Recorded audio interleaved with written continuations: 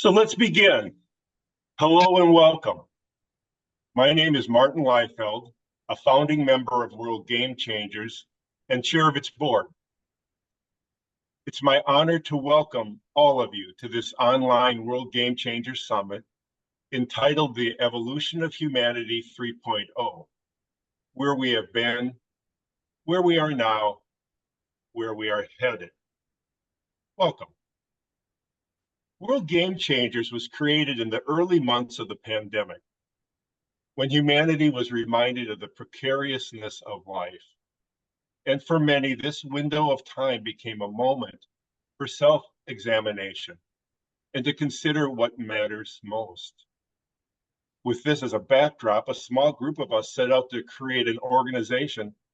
We aspired that it be a movement based upon faith in the goodness and capabilities of humanity and hope for its future. Though initially small in number, we drew encouragement and inspiration, and still do, from a 20th century anthropologist named Margaret Mead. She stated this: never doubt that a small group of committed individuals can change the world. Indeed, it's the only thing that ever has. We hold that every person has the potential to develop themselves, and regardless of circumstances, to impact the world for the better, to be a world game changer in the world in which they live. Our goal is to support every person's efforts to reach their highest purpose and achieve their greatest impact with their lives. World Game Changers today is presenting this event to serve you. The program is designed to both inform and inspire you with globally recognized and respected expert presenters. Through this summit, we hope to further empower you to be a world game changer with your life. Now I hand over this summit to two amazing, heart-centered leaders who will guide us through the summit. I give you Amy Moscow and Corey Lopez Warfield. My friends, please lead us. Thank you, Martin. I'm so happy to be contributing to this landmark event and to be of service to an organization that lives right in my heart, World Game Changers. Corey? Welcome everyone from around the world. Good morning, good afternoon, good evening. We're really assembled here together because of a mantra that I like to say often on my social media platforms, which is together we rise. We're in this evolution where next year we will see tens of millions of robots, humanoid robots deployed. We see companies like 1X and Figure about to do mass deployments.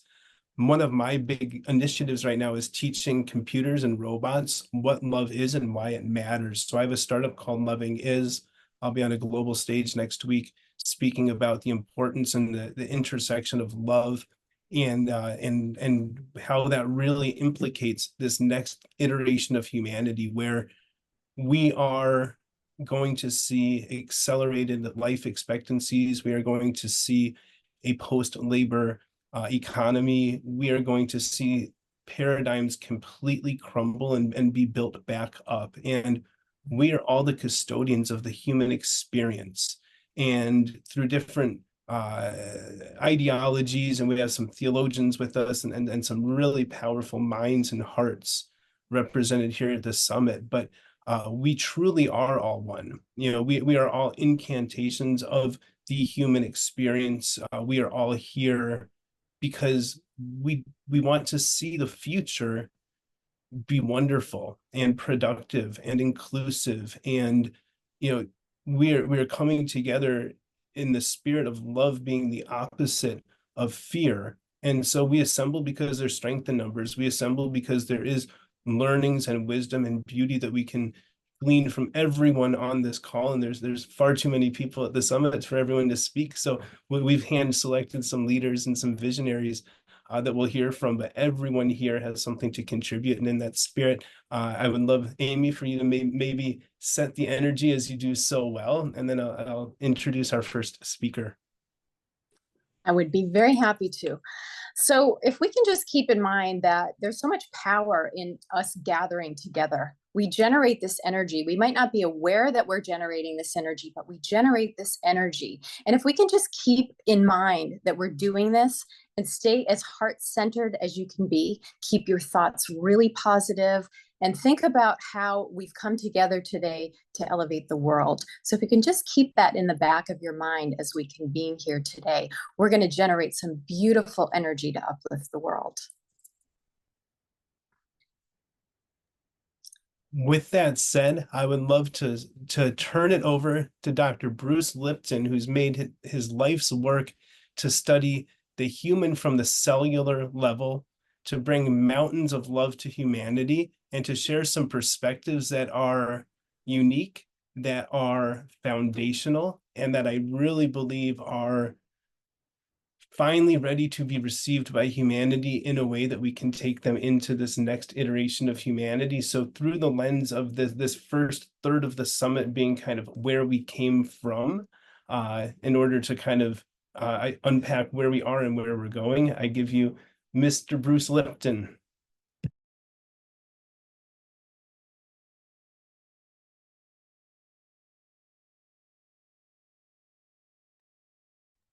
Bruce, you have to unmute yourself. I will unmute. Thank you, Corey. I want to thank Paul, Lowe, and Martin for the ability to be here today. Why? Because, well, if you've been following the news, surfing the web, or even looking out your window, you've recognized the whole planet is in a state of chaos right now. Now, we can look at individual chaos, economic, political, social, racial, religious, gender. And I say we can look at those as individual trees. But if we pull back, there's a forest here. And the biggest thing about the forest is that human civilization is completely unsustainable at this moment. It has been recognized by science that it actually takes 1.6 planet Earths to provide resources for today's civilization. Well, simple mathematics, we only have one planet Earth. That extra 0.6 we do not have. And we're trying to get that extra 0.6. We've been pillaging and raping the planet, so to speak, and destroying the web of life to fulfill the needs of today's civilization. NASA scientists have revealed a very important fact, and talking about this unsustainability, they have recognized that within the next 20 years and likely 10 years, we're facing an irreversible collapse of civilization. Now, irreversible means we're not going back. We can only go forward at this point. And I go, oh, civilization coming to an end. I go, well, that's not the first time this has happened. We've been through several civilizations in the West since 10,000 years ago. First, there was a period of animism where the indigenous people of the planet were here, and they actually had the key, because the indigenous people saw the planet as a garden. They saw themselves as gardeners to maintain and take care of the environment.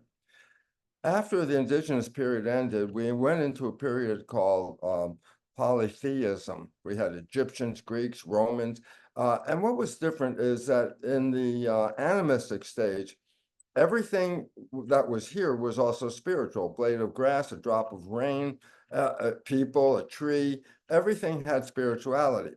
When polytheism came, we took spirituality out of the individual and put into a number of gods that lived here on the planet.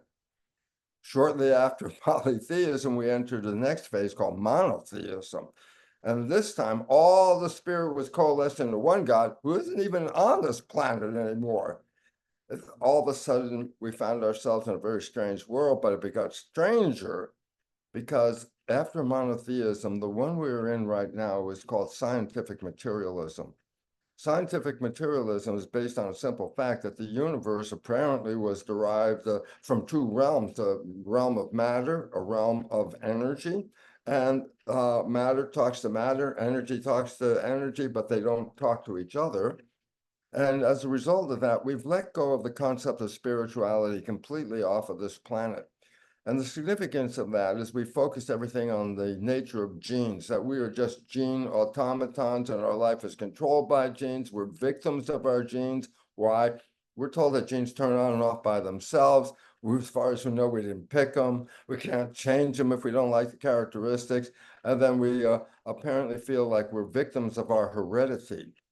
Well, this is coming to an end, along with this whole civilization based on materialism, because the new science, and it's not that new, quantum physics reveals that everything is energy.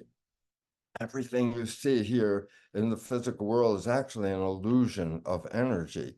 And the significance about that is quantum physics is the most valid of all the sciences on this planet today. And they recognize that an atom, when you take it all the way apart and you get down to the protons and neutrons, and you take those apart and you get into little things called quarks. When you take those apart, underneath is nothing physical. It's all vortices of energies like nano tornadoes. Atoms are energy generators. And the biggest important part about this is all of us are energy beings, but we're also connected by an energy field. And the energy field that connects us all is an energy of identity, that we all come from a band of energy that represents humanity. Every human is receiving their own field, their own broadcast. I go, what do you mean? I go, well, listen, we can't exchange cells and parts with each other. Why? Because if I put my cells into your body, your immune system will say not self and destroy the cells. If you put your cells into my body, my immune system will say not self and destroy each other. And I go, yeah, that's true. But the point about it is what makes a self? And here's what it is. Each of us on our cells in our body, except for the red blood cells, all of our cells have antennas called receptors, which are proteins. There's a unique set of receptors on every individual. They're called self receptors, receivers of self. And I go, what does that mean? The self receptors are on the outside of the cell, they're antennas. And each of us is downloading an identity from the field. What that means is each of us is receiving our own broadcast. There's no two people receiving the same broadcast.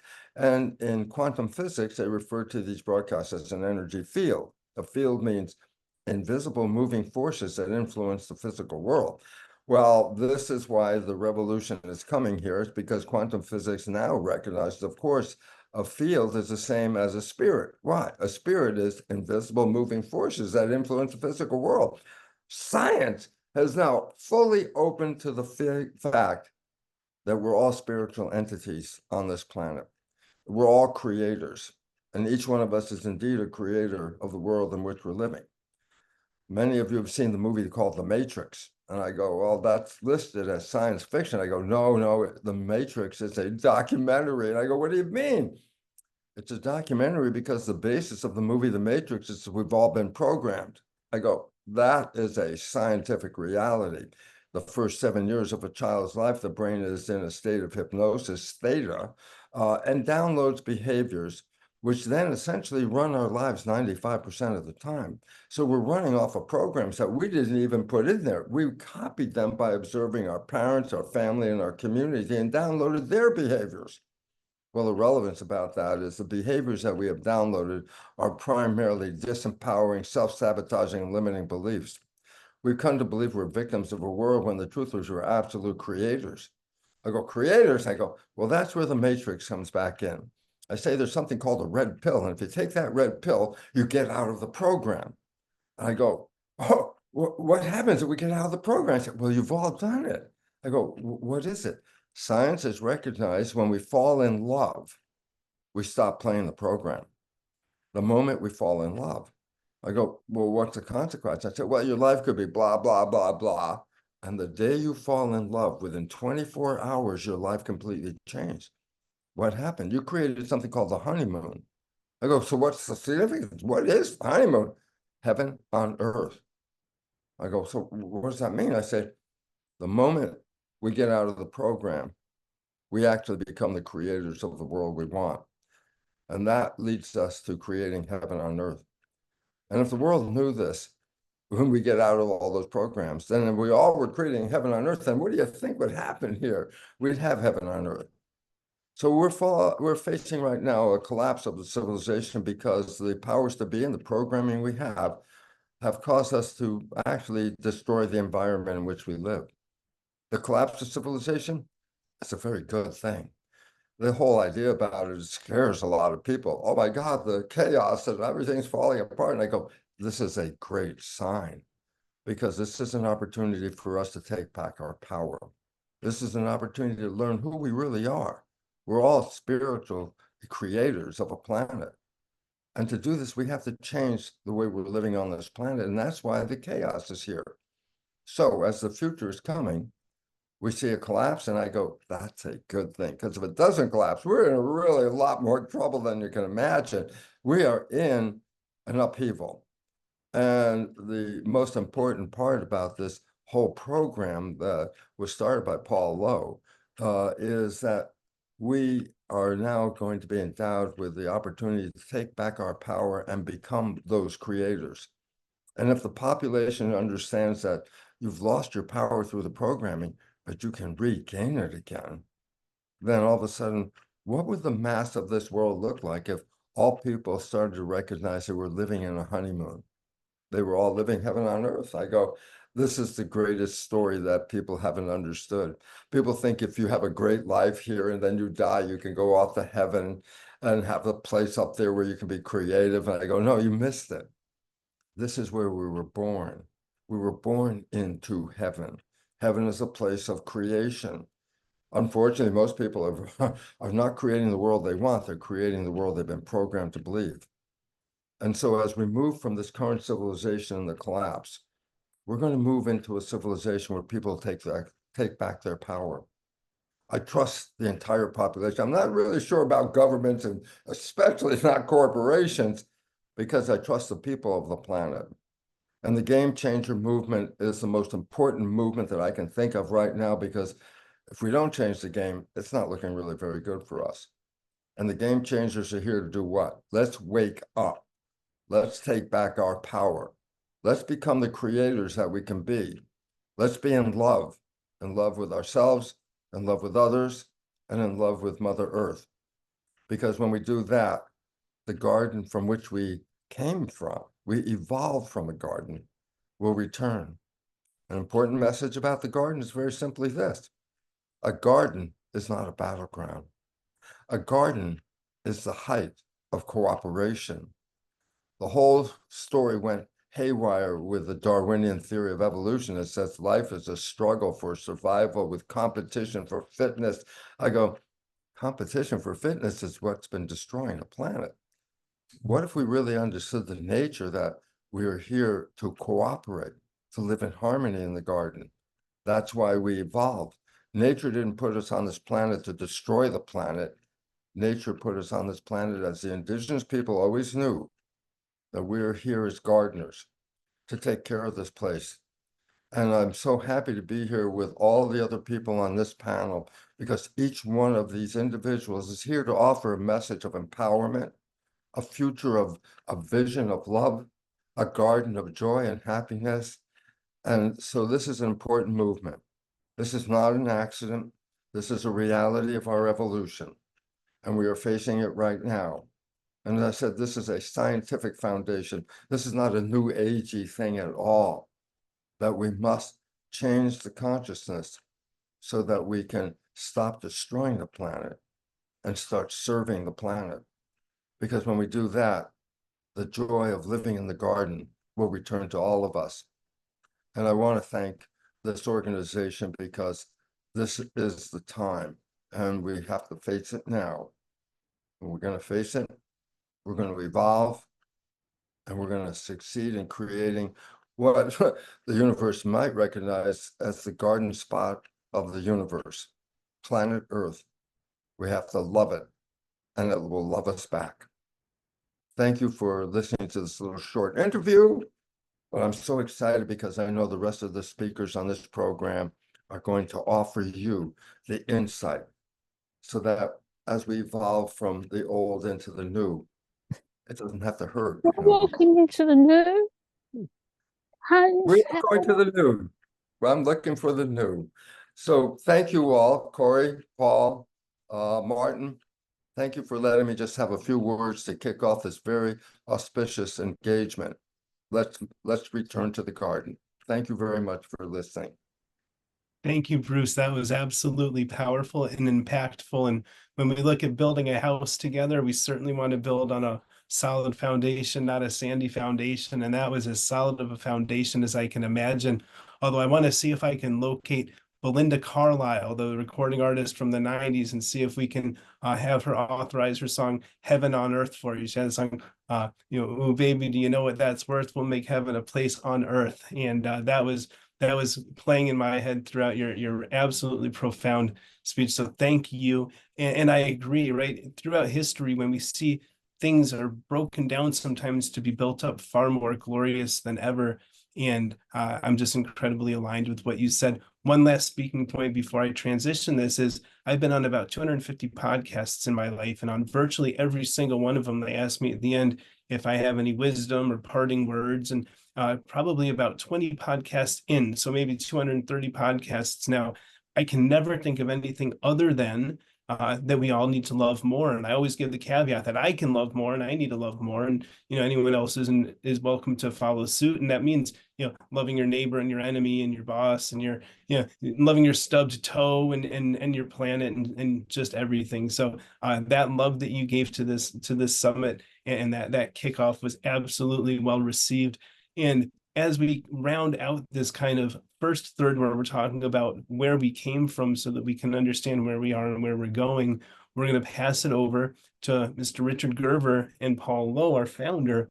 Richard is an author many times over, but he's also quite literally one of the global experts in change management. And he works with the elite Olympians and athletes and winning football clubs and all of this stuff with this message that he's going to deliver. And with Paul's going to kind of keep him focused on the message, and they're going to do, as Paul likes to call, a dance. But I'm excited for this dance as we talk about what change management looks like en masse as we kind of come to grips with the fact that Dr. Bruce was just speaking of, which is we need a complete overhaul, right? It doesn't need to be bad that things will be ending in humanity so long as humanity doesn't end. So with that, I'll pass it over to Richard and Paul. Thank you so much, Corey. Richard, I don't know about you, but I found that Dr. Bruce's opening talk there, and playing with this coincidence word, and we know there's no such thing as coincidence, but when Dr. Bruce kept mentioning the word garden, it just took me back to when you and I first met 25 years ago, when you was a head teacher in a primary school doing amazing things with these young children. And my involvement with that was to provide a sensory garden, an eco project garden for some of your young children that had special needs. And that's how we met.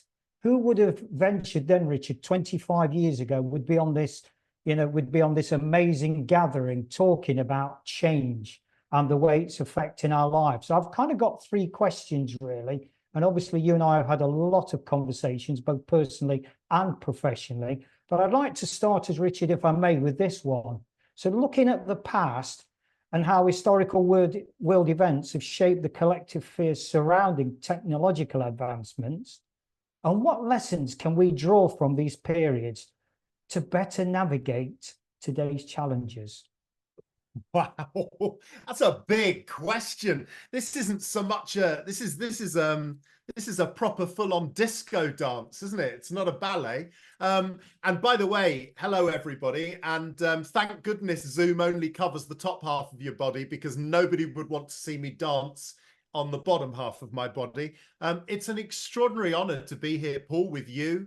It's amazing to listen to Bruce and to follow his incredible foundations and words. And I think, one of the things for me about learning from the past is the fact that, first of all, it strikes me through history, and there are people on here far more learned than me, by the way, we never actually learn not to catastrophize, right? So in other words, the world constantly evolves, the world constantly changes, the world's constantly developing. And every time something new comes along, we catastrophize. We think this is it. This is the end of humanity. And then what happens is we go into a kind of self-protection mode. How do we protect what we have? How do we protect what we've always had? We kind of sell ourselves the myth that, oh, but what we have now is better than what could possibly follow. What we have now, so whatever the danger might be, whether it's the printing press, whether it's whether it's the evolution of the first computers. I mean, we go back to the 1950s and the advent of rock music, and that was going to spell the end of humanity. AI is now going to defeat us all, and the world's going to come to a stunning end. And so what do? We double down, and first of all, we deny, right? So we've got generations of people now who are kind of going la la la, we'll just deny everything, oh, that's not going to be a problem, climate change, technology, we're just, if we hunker down, it'll go away, we'll avoid it, it'll disappear, and everything will be fine. And then of course it isn't. So then what happens is we burn all our energy into reacting to what we're having to dealing with, rather than get ahead of it, rather than feeling that we're ahead of that curve.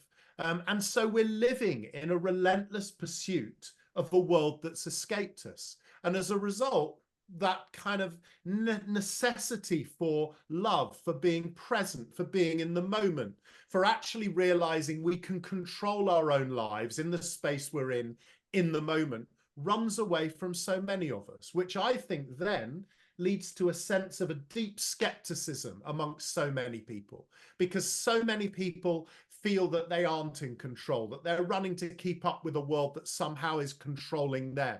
The skepticism grows. So then what happens is we create this space where you hear really profound wisdom from people like Bruce and the other speakers and contributors here. And most people think, no, I'm a skeptic. Can't possibly be that. That's not the answer. Can't possibly. I'm too busy running, just trying to hang on to the way the world's turning. And I think that partly the lesson has to be, every time that we feel the world's changing, that we feel we're losing control, rather than run to try and keep up, I think we should do the counterintuitive, which is actually stop, take a breath, and go, but hold on a minute, let's just recontextualize this. Let's look at this in a whole different way, and let's find out exactly where the reality of what our world is different from the perception of where our world seems to be going. I don't know if any of that makes sense, Paul, but you know me, I ramble every time we talk to each other. Indeed, yeah. So moving on from that, the past, Richard, to the present, there's a couple of letters that I think most of us are familiar around, in the form of AI and what that means. So we've got AI, we've got social media, we've got surveillance, we've got all these things in this, ever evolving, rapid tech developing world. Richard, what do you believe is fueling the current sense of fear and anxiety in society more than anything? And how should we address these concerns? Well, I mean, first of all, just to go back to the letters AI, most people seem to think it means artificial intelligence. I think it means artificial intimacy. And I think one of the great challenges we have to face is exactly what the impact of that technology is going to be on our ability to form and develop real interrelationships, both with other human beings and with our planet and the space in which we exist and live. I think that when I look, for example, at young people through the time that I've worked in education, and as you alluded to, and I know people are thinking I don't look that old, thank you.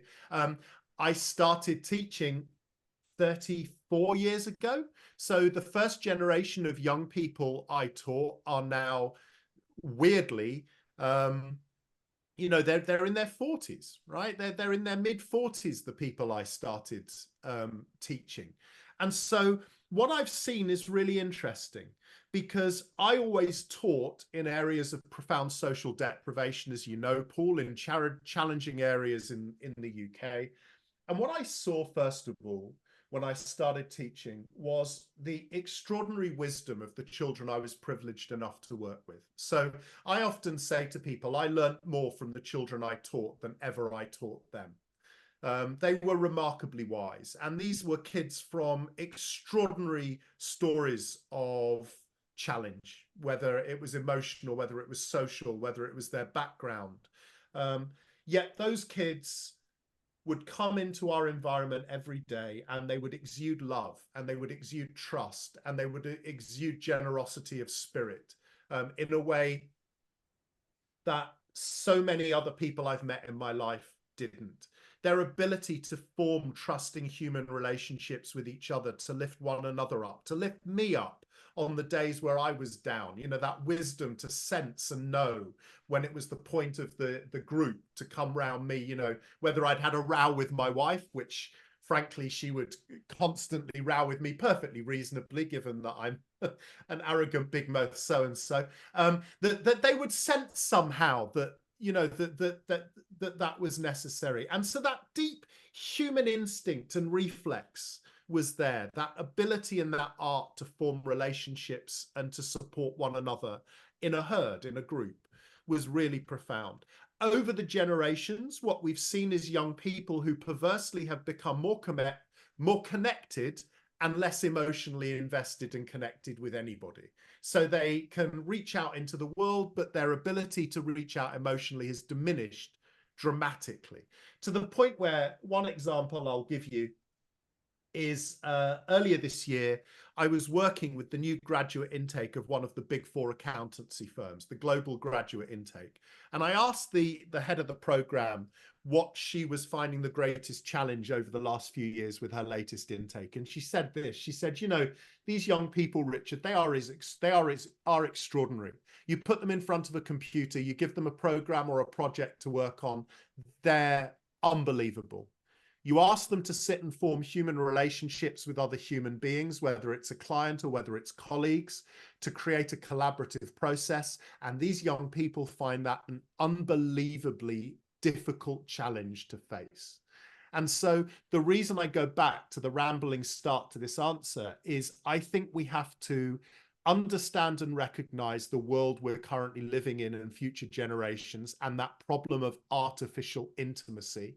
And we have to work really hard as a group of people to help people and those young people understand what I think Bruce was talking about, although he was talking on a level, wow, my head was hurting. This point about intimacy and interconnectedness, and the fact that actually what we need to do is help young people in particular understand that natural state of the interconnectedness between us as organisms, and how we help them recognize and develop that to create full relationships, which allow them to be able to deal with a world that is undeniably changing faster than it ever has before. Sorry, another rambling answer. Very poignant one nonetheless. So from the past to the present, let's look into the future, Richard, on this particular thread.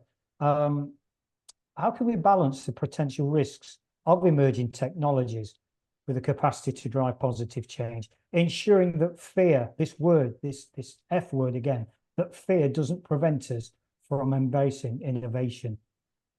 Well, look, the first thing I would say about fear is this, and again, you know, I to an extent, I suppose I can be to blame for this as a former educator. I think we have miscast failure, mistake making, and change. I think we've horrendously done that to generations of young people, because what we need to remember is that actually you learn nothing new by getting something right. You only ever learn something new from the point of a mistake or the realization you don't know something or you can't do something. Yet we create and raise generations of people who, as we get older, become increasingly risk averse. We become increasingly fearful. And therefore, what happens is we tend to retreat into our own shells or into the areas of comfort that protect us. It's a fascinating thought. I'm sure we've shared this before. I remember when I trained as a teacher, I had an incredibly wise old lecturer, extraordinary man. And I remember him turning around to me. It's one of those memories, you know, we all have them, those moments in our lives that you only realize when you look back on them were really pivotal. You know, those moments when you go through them, there's an essence or a sense this matters, but it's only later it becomes really, really pivotal. And I remember him saying to me, Richard, you know, and I don't know how he percentaged it, but the sentiment was really potent. He said, we learn somewhere between 70 and 75% of everything we learn in our lifetime before we're 5 years old. And I was like, whoa. And he said, no, look, cast aside the kind of knowledge that comes with experience. Think about how most of us evolve in the first 5 years of our lives. Most of us learn to walk and talk. We learn to understand vocal intonation, facial expression, body language. We learn to make sense of the sensory world around us. If we're born into a multilingual home, we pick up every single language spoken in our domestic environment. We are learning machines. Our curiosity is heightened, and we are extraordinary, extraordinary beings.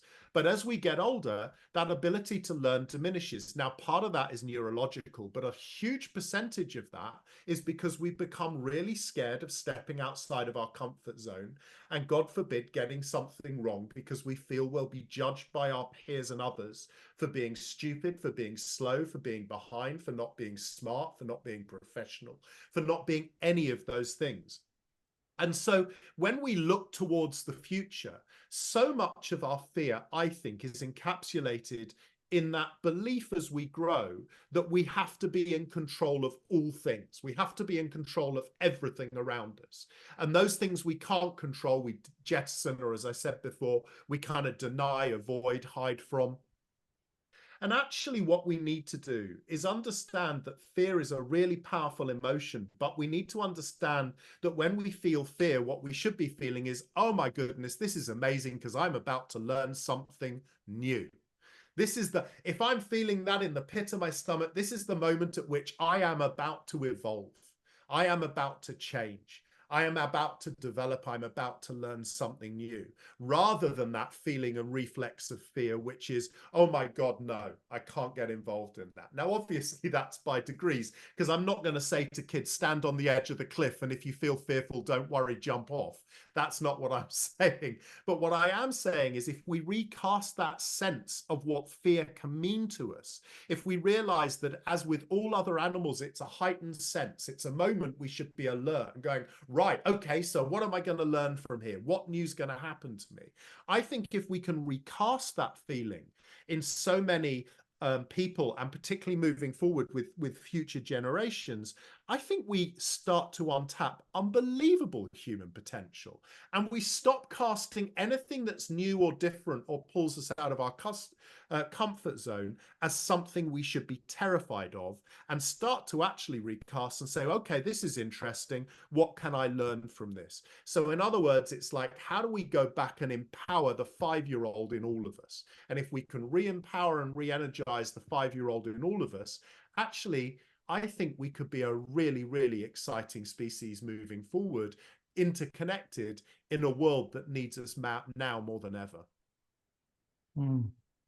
Or, to quote a British Prime Minister from 1990, John Major, we go back to basics. And a few of us on this call have spoken around the concept of a recycled teenager. In other words, we've reached more senior years, but why can't we go back? I mean, okay. Some might say, well, a 60-year-old can't suddenly become a 16-year-old.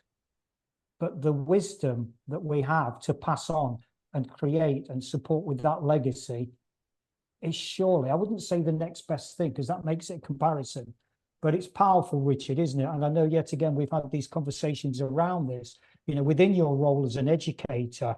And I'm just interested actually how you see, and this is a massive kind of sweeping statement, but modern day youth compared to how it was, you know, when I first met you 25 years ago, because this, you know, the energy is shifting in the planet. And I think we'll all have our own individual thoughts and perceptions of whether that's, we'll label that good, bad, indifferent, whatever.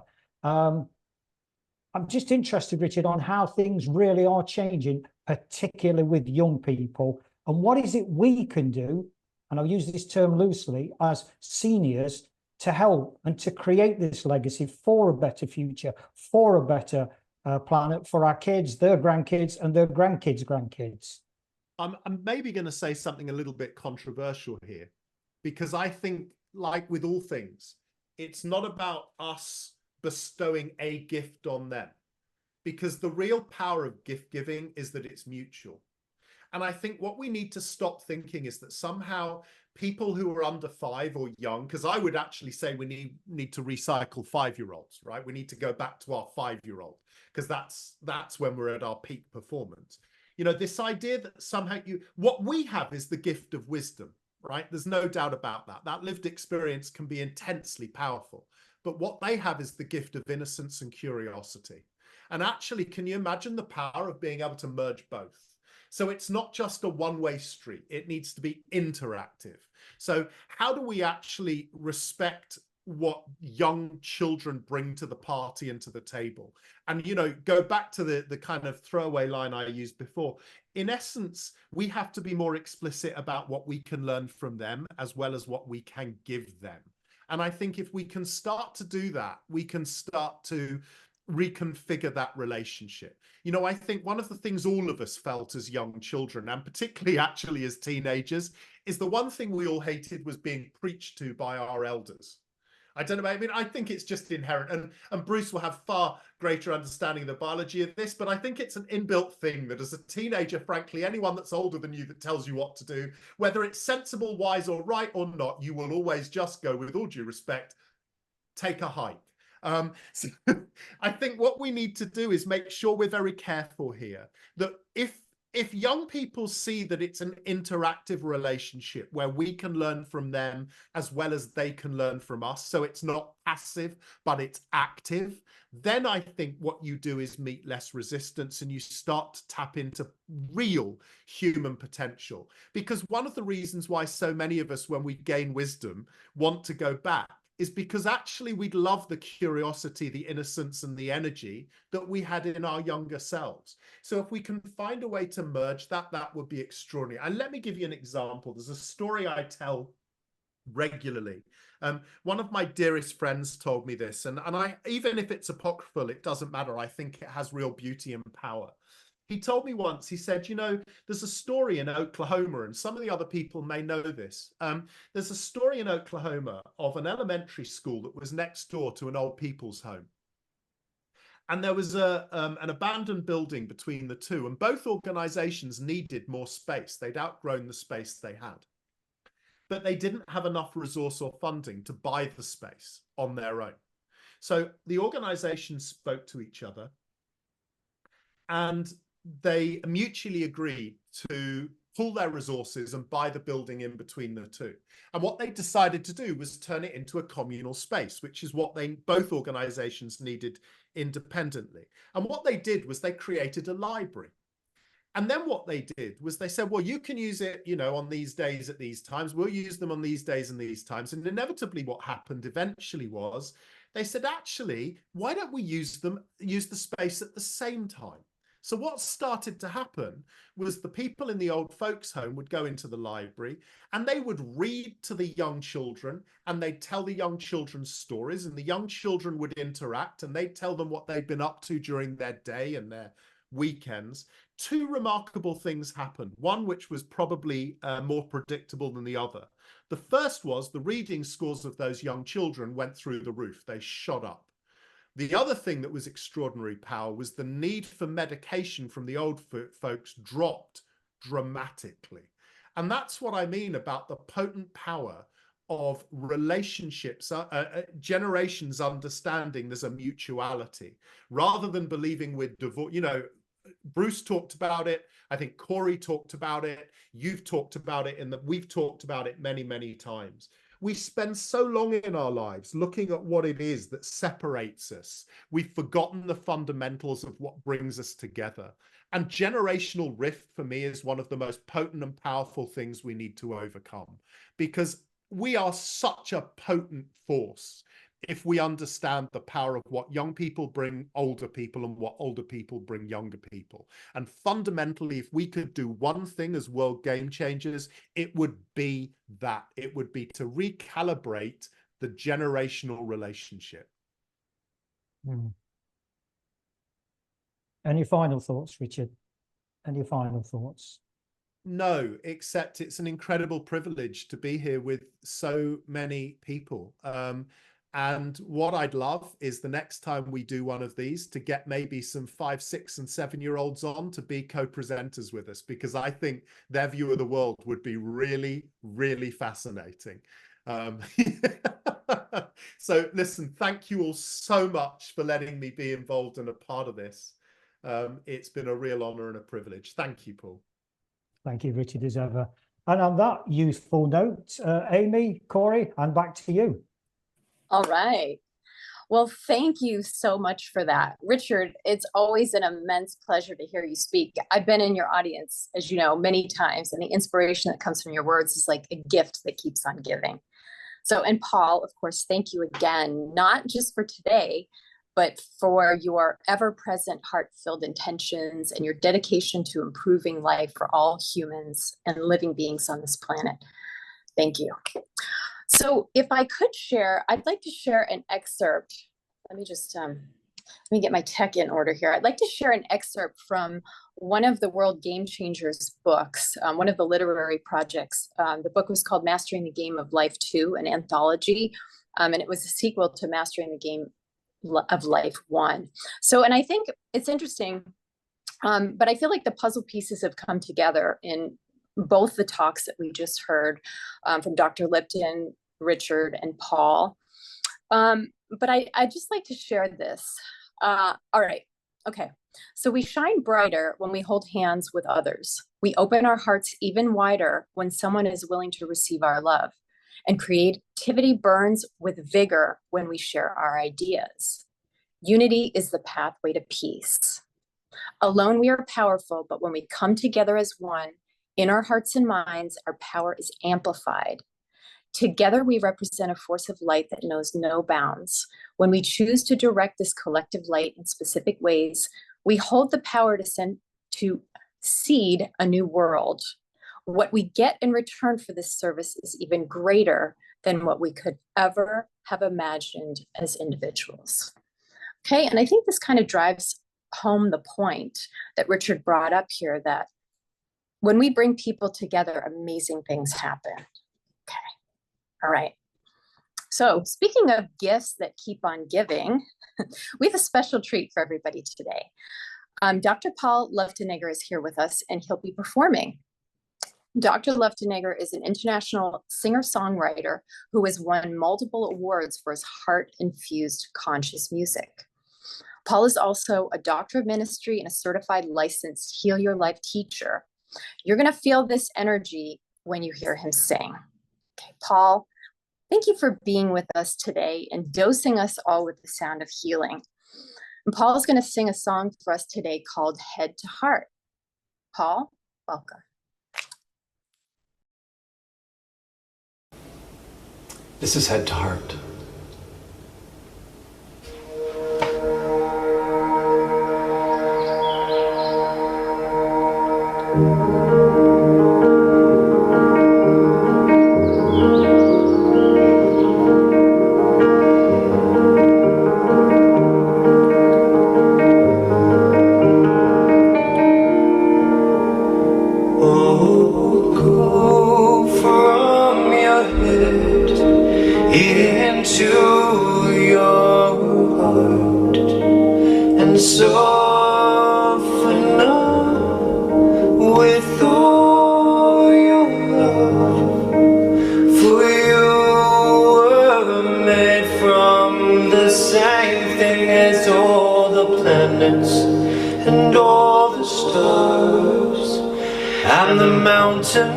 And all the trees and the flowers and the beautiful bumblebees.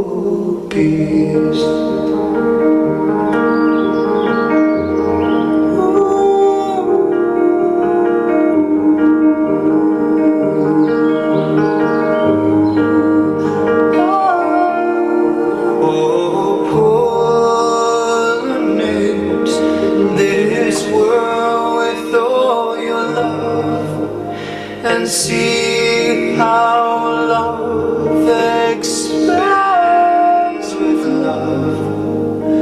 For you were made from the same thing as all the planets and all the and the mountains and all the trees and the flowers and the beautiful bumblebees.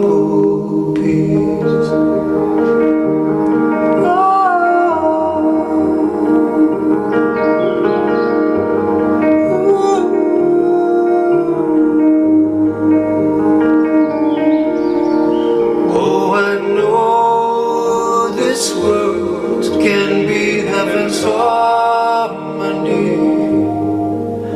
Let's make love with each other. Let's love humanity. Let's share our hearts and our holy souls.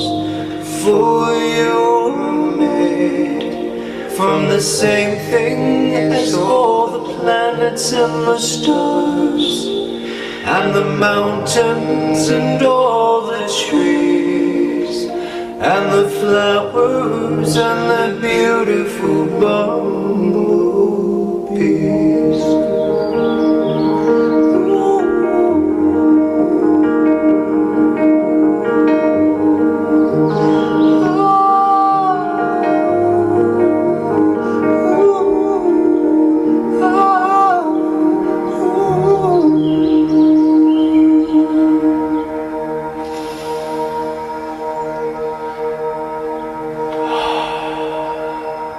Take a deep breath in.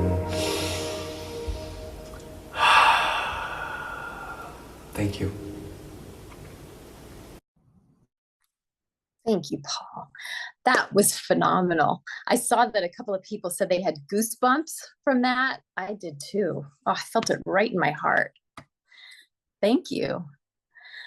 So let's take a minute to capitalize on this healing energy that Paul just delivered to us, right? He said at the end of the video or the end of the song there to breathe.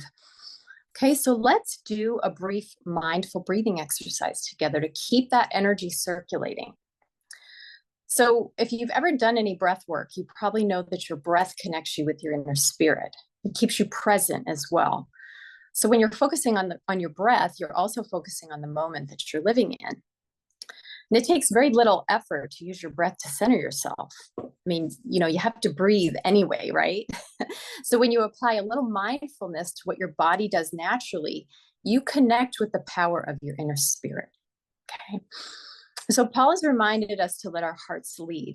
So let's use our breath to bring some heart power up into our minds. So if you just take a second here, okay, to slow your breath and focus your attention on your heart. And think of someone or something that evokes the natural emotion in love with you without fail. Okay, maybe a small child or a pet or your partner. Just feel that emotion of love. Okay, let it well up in you in an authentic way. And as you're letting this love well up in you, keep your attention on your heart. Okay, now draw a breath in slowly. And imagine that as you fill your lungs, you're bringing that energy upwards from your heart to the hollow of your throat, okay? And then hold to the count of 3. 1, 2, 3. And now release. 2, 3. Then draw another breath in slowly and bring that energy from the hollow of your throat to the space above your lip, okay? You're bringing that energy up with your breath and hold to the count of 3, 2, 3, and release to the count of 3, 2, 3. And one more time, on your inhale, bring that energy up from your lip to the center of your forehead, okay? Navigating that energy upward and hold. And release. Okay, congratulations. You just merged your heart power energy with your mind. Okay, I'd like to introduce our next guest as we move into this next segment of our event, Humanity 2.0, Transformational Tech and Marvelous Minds. So I'm very pleased to introduce our next guest speaker, Brandy Jones, executive coach, author, founder, and CEO of Powerhouse Learning. Brandy knows a little something about employing conscious awareness to bring about change, okay? Or to use her words, moving discussion into action. Brandy, we'd like to invite you to take center stage. Thank you, Brandy. Thank you so much, Amy, and thank you to all of you that are joining us today. I would like to talk about transformational tech and marvelous minds.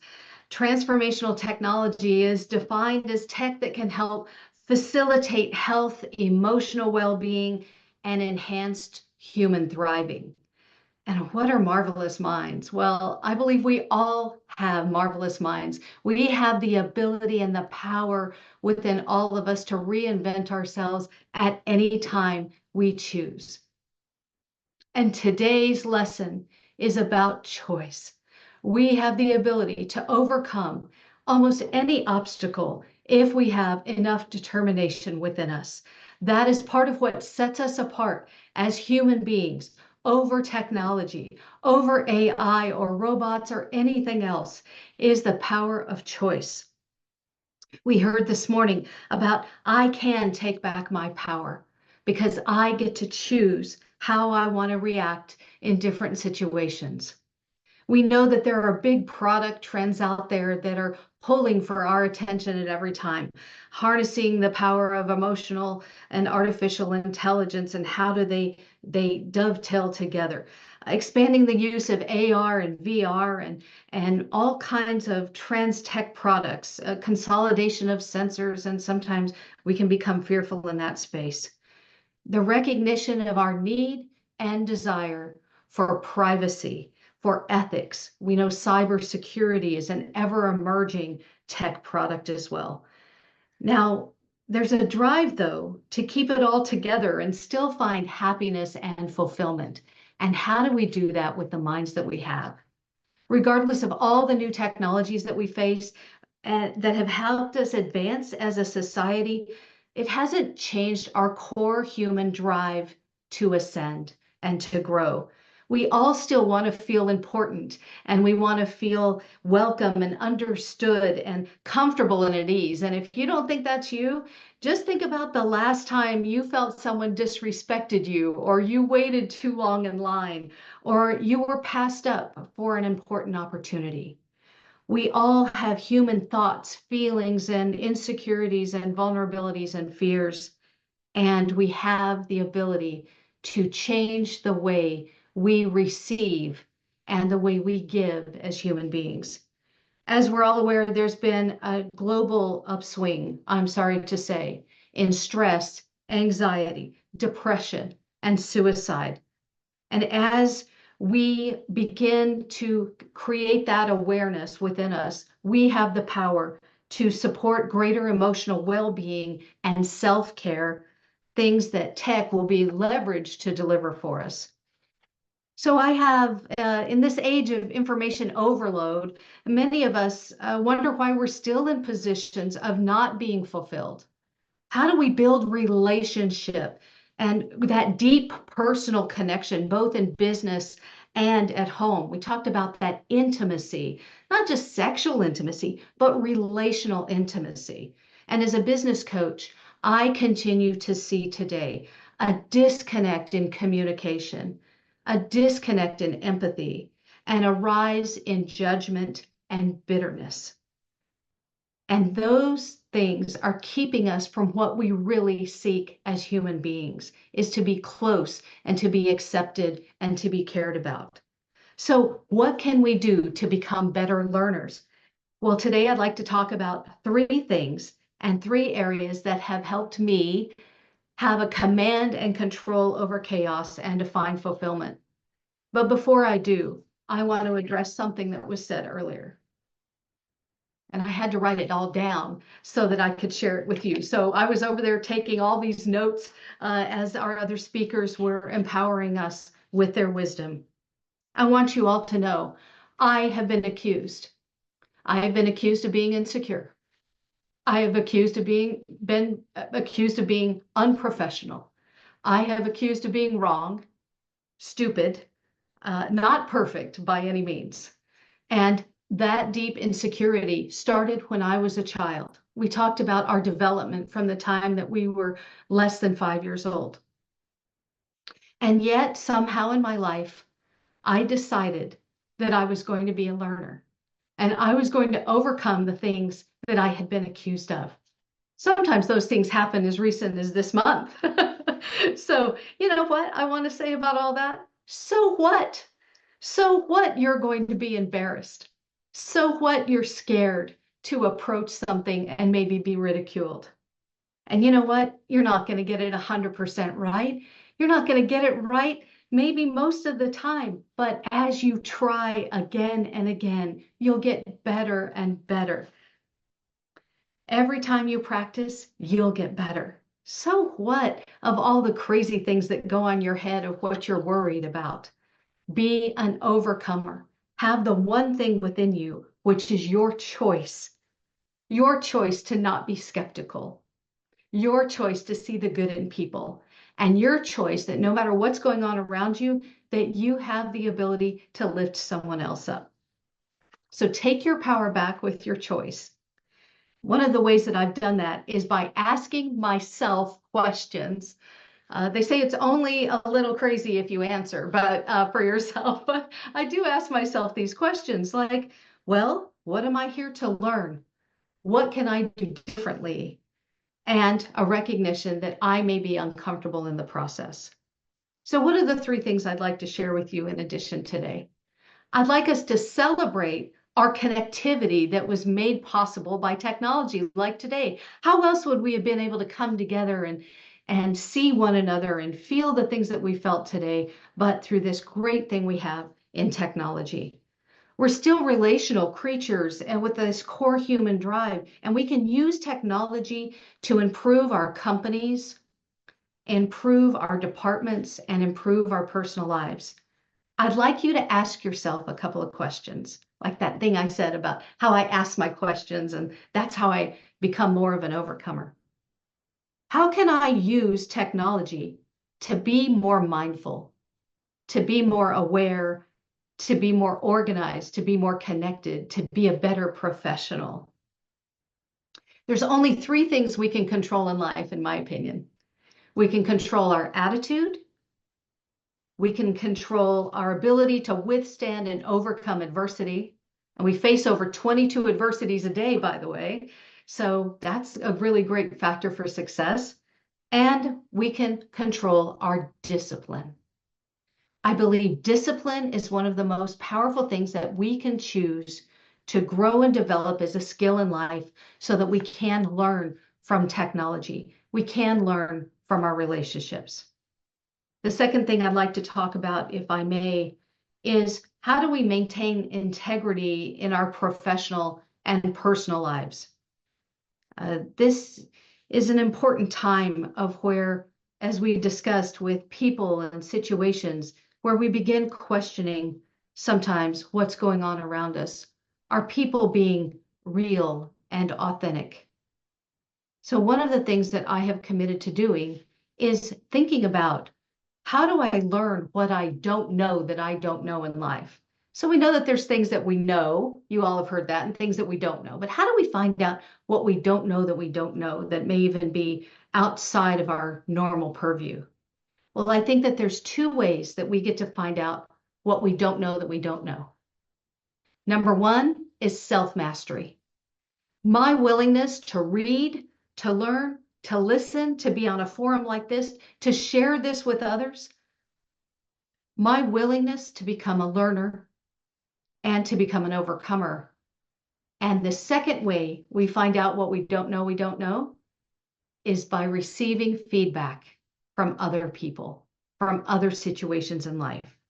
Ask somebody, what can I do to grow and improve as a professional? Okay, you may be a little scared and a little nervous about it, but that's all right. So what? Remember, so what? So what? You're going to learn.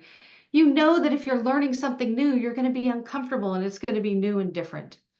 I'd like you to think about being centered within yourself. And I would like to share with you a technique that I use with my clients all the time. and my friends. And that is some weird words from me today, if you're taking notes. What am I committed to create? So what does that really mean? Well, I believe as human beings, we create an experience or an emotion everywhere we go in life. We don't always realize what it is, but make no doubt, think this way, if you're rude to someone, or you're disrespectful, or you're not attentive, you're going to create an experience or an emotion in that situation. You're just not always aware of what it is until something comes your way that is not very favorable and you're not happy about. So we all have the power within us, and we're doing it every day, everywhere we go. It's through our body language, through our thoughts, our emotions, and the way we communicate, of course, as human beings. So here's what I'd like to do, if you don't mind. Let's come together and do an exercise on what am I committed to create? And this is the way I'd like you to write it down is, it's your experience or emotion as a one-word adverb. One-word adverb. I'm committed to create what? Some of the words that came today were love, trust, generosity. Some of my personal committed to create as I've gone through some of the tough times in my life are overcoming, authenticity, generosity, and sincerity. I may not be the smartest person in the room, probably will never happen. I may not be the one that has it all together all the time, but I am committed to create connection. I'm committed to create authenticity. And how do I overcome some of the tough things that come in my life? So if you would, I'd like you to write down, in this spirit of the fact that we are indeed creators, just like Bruce said, that we can have a one-word experience. Some of you are actually sharing it in the chat. I would love to hear what you are committed to create in your life. Can you create a self-governing compass to be an overcomer? So this is how I've learned how to do it. I've learned how to do this by talking more about what I want versus what I don't want. You know, it's really, really easy to go into your work environment or with your friends and say, you know what, I don't want any more of that drama. I don't want anybody telling me what to do. I don't want my life looking this way. I am so sick and tired of whatever's not working, and to have us focus on what we don't want. And I think what we've learned through time, some of us, and life is the more you focus about what you don't want, the more you may end up getting it, because it's where your focus is. So if you can think more and more about, I want to create connection in relationships. I want to create ease in my life, joy and happiness. You will draw and attract more of that. You know why? Because you don't want the other thing. I get it, but your focus is on moving forward. So can you start thinking about, can you live your life in a way to keep the promises and commitments you make and live in integrity? This is a work that I started back when I was about 26 years old. I went through an experiential 4-day workshop that dramatically changed my life. And that came because my third area I'd like to share with you today is overcoming fears that are related to self-preservation. I mentioned as a business coach, I'm hearing more and more about people becoming skeptical, about becoming judgmental, talking more and more behind one another's backs. Do you know what? That is the easiest thing that we can do. We realize that fear, of course, although so many of us face fear, we're afraid to be embarrassed. We're afraid to address a difficult situation. We're afraid to approach somebody who maybe has misjudged us or said something that we don't agree with. So how do we move forward with passion and life and release the judgment of ourselves versus others? I mentioned being 26 and going through this 4-day experiential training workshop. And I was working with a woman who came to me and said, you know, Brenda, you seem like you're very hard on yourself. I said, yeah, that's right. I wore it like a badge of honor. I thought it was the way to do things in life. I thought it was the way to be in business. It was, how else am I going to be a great performer, a great producer, if I couldn't be hard on myself. But that was the conditioning that I had learned from the time I was a child. And then she said to me something that has impacted me since then, since the time I was 26. And it was really hard to hear. But what she said was, well, if you're that hard on yourself, you must be hard on everybody else. But that's not what I wanted to hear. And it felt really hurtful in that moment. But she spoke it in a spirit of love. And she spoke it in a way for me to really hear the message that whatever's going on inside of me is often how I show up for other people. It's not what I wanted, and I wanted to change my life, and I wanted to change the way my thoughts I felt were betraying me in my life. And so I went to this experiential training. I became a learner, and I started really understanding the impact versus the intent in my life. So what were my intentions? My intentions may have been to be helpful or to be kind, but it wasn't always showing up that way for other people because it was shrouded in my judgment. So for me, I learned how to be an overcomer and to allow adversity to come into my life and to still keep driving forward.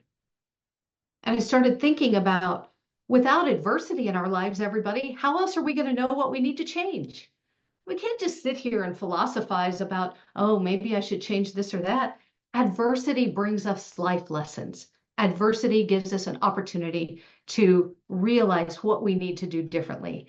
That's that second part of how do you find out what you don't know that you don't know? It's that opportunity to receive feedback from life.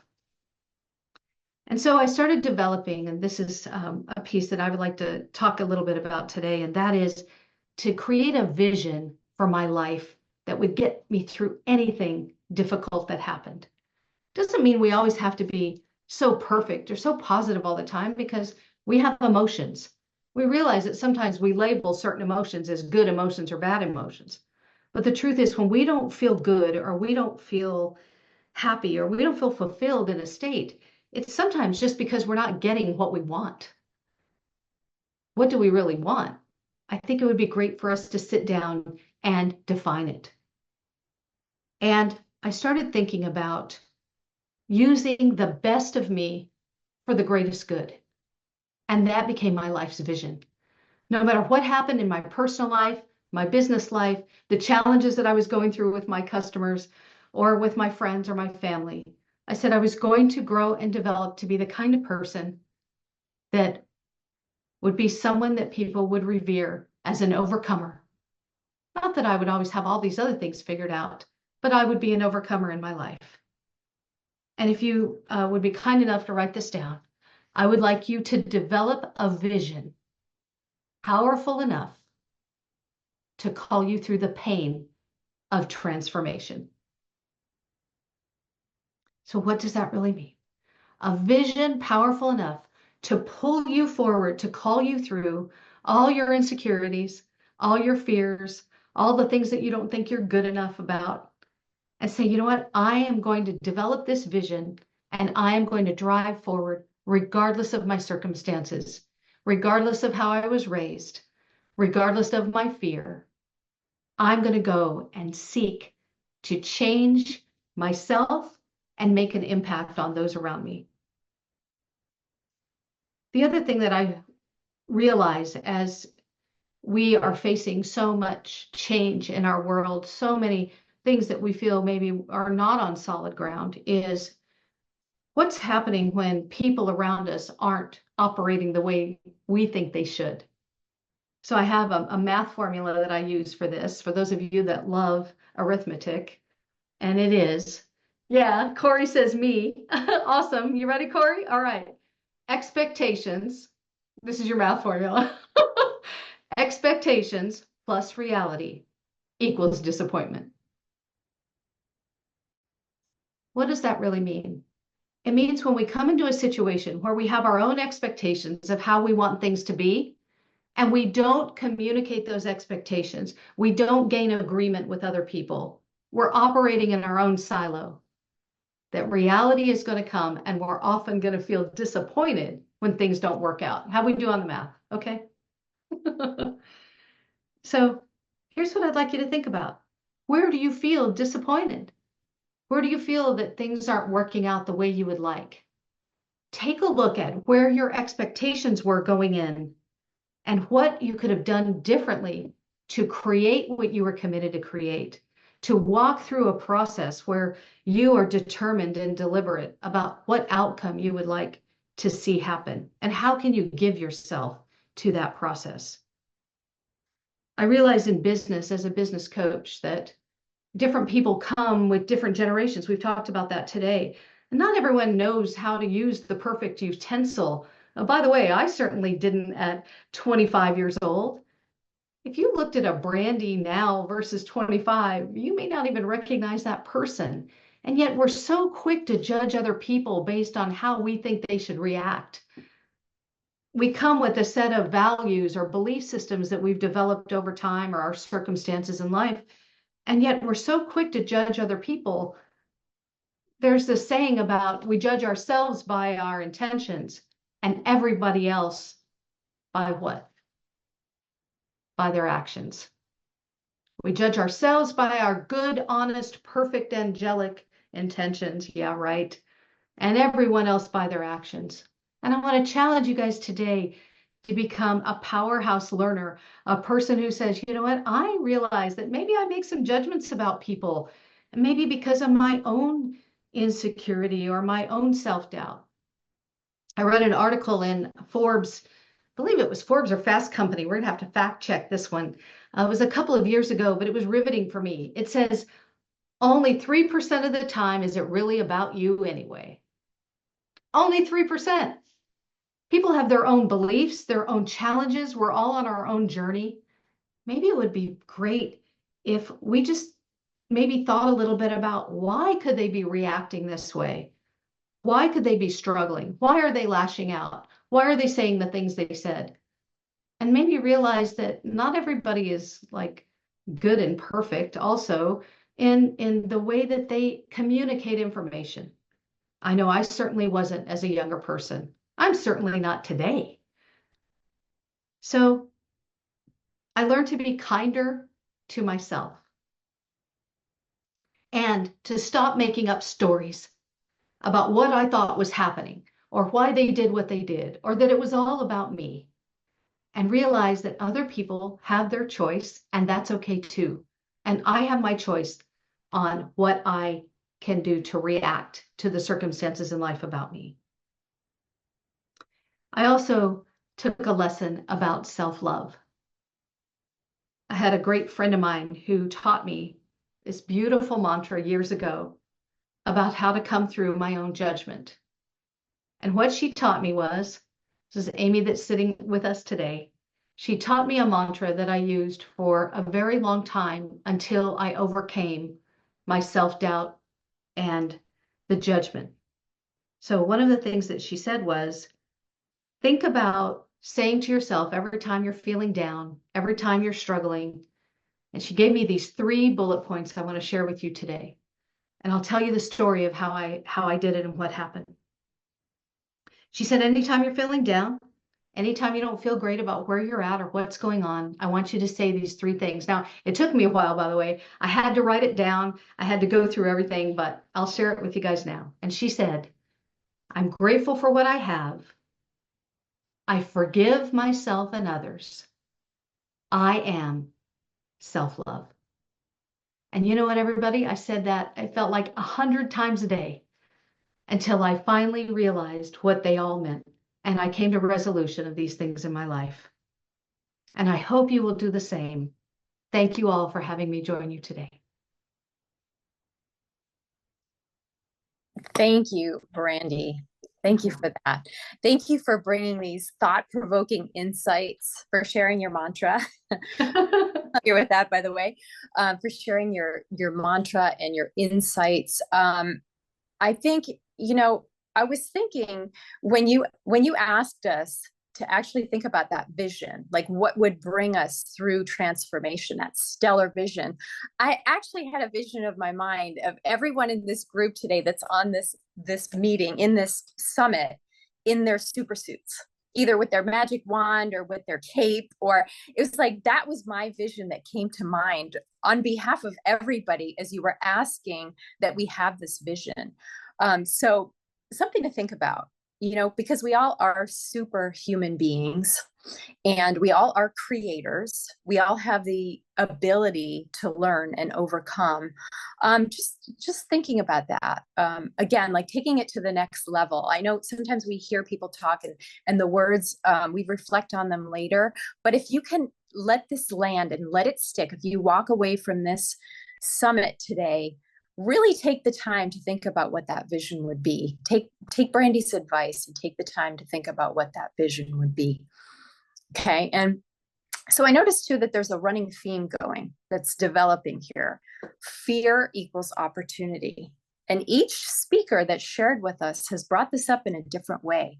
So again, that's another insight to kind of take away from this and think about how fear is an opportunity for you. Okay. All right. So let's keep the energy flowing here and the presence going with some more mindful breathing. Okay, this is something you may want to try throughout your day. And when you find yourself succumbing to the distractions brought with the tech in your life, or maybe some insecurities that you're feeling in the moment, this is called box breathing. And it was developed by the US military. Okay, it's very simple. So just again, bring your attention to your breath, keeping in mind that your breath connects you with your inner spirit. Okay, that part of you that doesn't care about the judgment, doesn't care about making judgments, doesn't care about fielding judgments. Okay, so your breath is connecting you with your inner spirit and your true nature, your authentic self. And in your mind, okay, you don't have to close your eyes unless you want to, but in your mind, see a vision of a square, just a simple square. Okay, and then breathe into the count of 4 as you follow that top horizontal line of that square box. Okay. So 2, 3, 4 as you're breathing in. Now hold that breath to the count of 4 as you follow that vertical line down the side of the square. 2, 3, 4. And then release your breath to the count of 4 as you follow that bottom horizontal line across the square. Okay. And then hold to the count of 4 as you follow that vertical line up the side to complete the square. Okay, and then continue breathing normally. Do that a few times, but try it. It gets easier each time you do it. And as you kind of install it as maybe something that you do on a regular basis, it becomes very easy. Okay, but it is very effective. All right, so Corey, will you tell us who's up next? Yeah, absolutely. So moving the presentation along, I'm very delighted to introduce my dear friend, Dr. Elizabeth Lindsay. She grew up on the island of Hawaii, and in her younger days, she was so beloved that they named her Miss Hawaii in the Miss America pageant. But she went on to become an anthropologist and the first female explorer with National Geographic's. And decades later, she's still one of their senior world explorers. Elizabeth is a very dear friend of mine. Every time we speak, I leave smarter, kinder, wiser. And so it's an absolute delight to present Dr. Elizabeth. And she is coming to us remotely via video, because she's actually sitting in silence right now for a week. She just spent a month with His Eminence, the Dalai Lama, His Excellence. He's all of the above, the most amazing Dalai Lama. And so she was unable to time it to be with us live, but she recorded a message for everyone that I hope you enjoy. Aloha to all the game changers in the world. It's an honor to join you and a testament to our shared commitment to shaping a future where humanity thrives. Today, I want to take you on a journey that, like yours, has been fueled by curiosity, guided by purpose, and marked by a deep respect for the wisdom of those who came before us. These stories come from the cultures I've lived among, learned from, and loved. May they offer a promising vision for our future. The first story is about a realization that changed the course of my life. Long before my work as a cultural anthropologist began, I found myself drawn to the ancient practices of my native Hawaiian culture. As a child, I was raised during the day by revered elders in our small community, while my parents taught at a nearby college. Here's a picture of one of the women. Her name was Maleka Pukahi. These three elders remain among the greatest environmentalists I have ever known. Growing up, I carefully studied the way they planted and fished by lunar cycles, healed neighbors' wounds with medicinal herbs from their yards. They knew the names of the winds and the rains and spoke to each of these elements as intimately as you or I would to a beloved. Their abiding love and respect for land and ocean demonstrated their intimate relationship with and knowledge of the natural world. It showed how carefully they cared for its resources. Today, as we grapple with global challenges of sustainable water management, food security, and community resilience, there's much that we can learn from people such as these. Years later, when I became a National Geographic explorer, I traveled to India, a land that I love. It's where I first encountered stepwells. These architectural marvels date back to the 4th and 5th centuries. They were designed to capture monsoon rains and provide water to their communities during droughts. These structures weren't just about survival, but about thriving in harmony with nature. They weren't just functional, but deeply spiritual, community-centric spaces. During the British rule of India, these ancient temples fell into disrepair. Thankfully, today a number of them are being restored. What we learn from these experiences is the brilliance of ethnomimicry.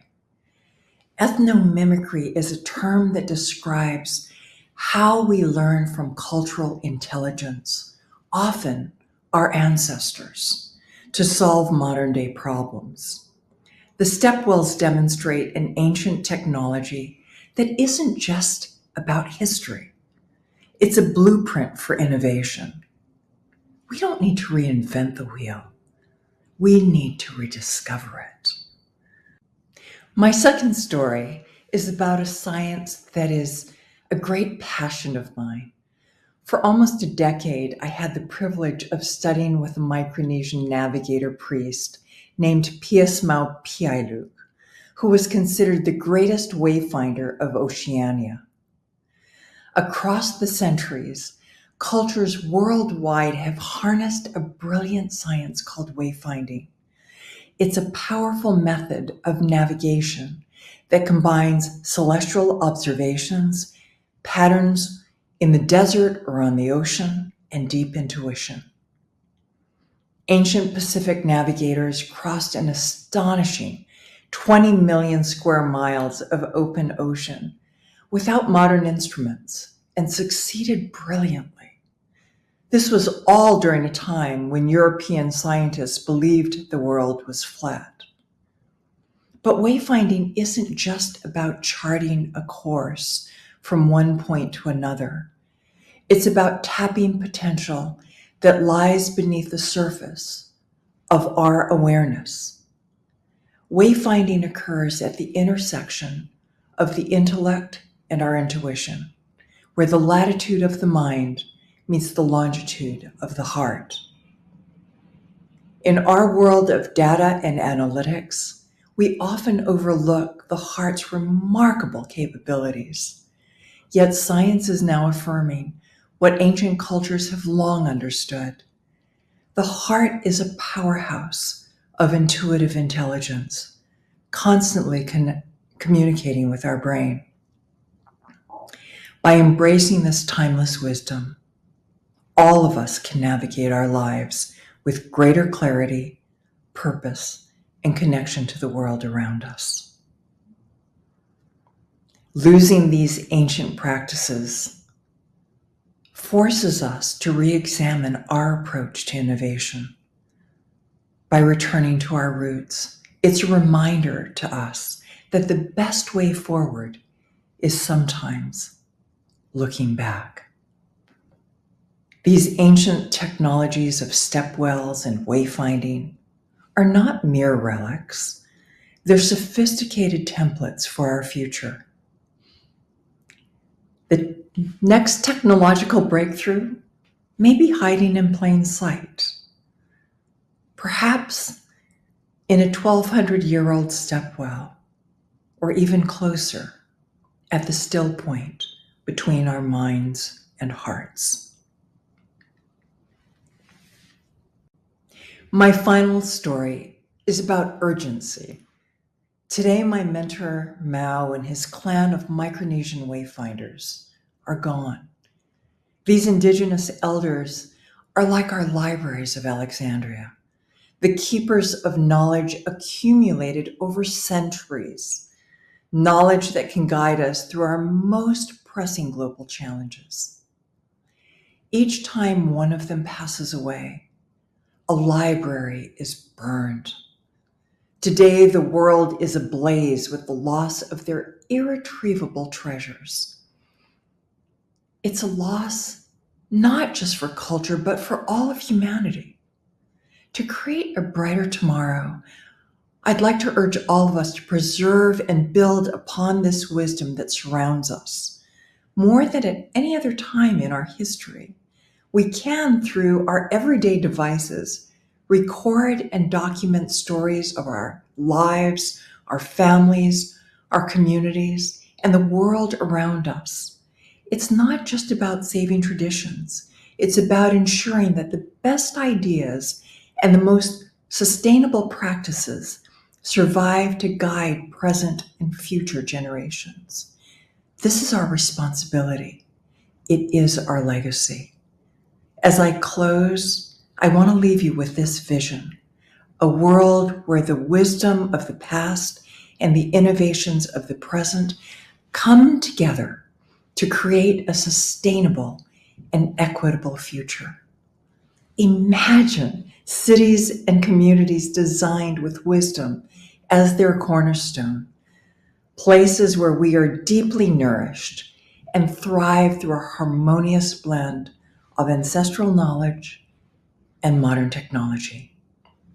This vision is within our reach, but it requires us to be game changers. It calls on all of us to value diverse perspectives and knowledge, to act urgently and learn from people and technologies that came before us. Let's challenge our current paradigms to create a future where humanity thrives. Thank you for having me. Aloha. Oh, aloha. I'm deeply grateful for her friendship and for her message. And now to move along with the program, Amy, I think you're going to introduce our next experience. Yes.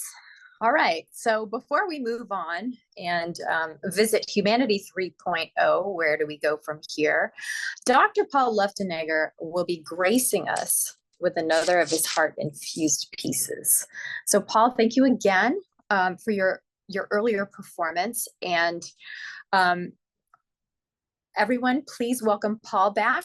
And he'll be singing a song for us called My Heart. Paul.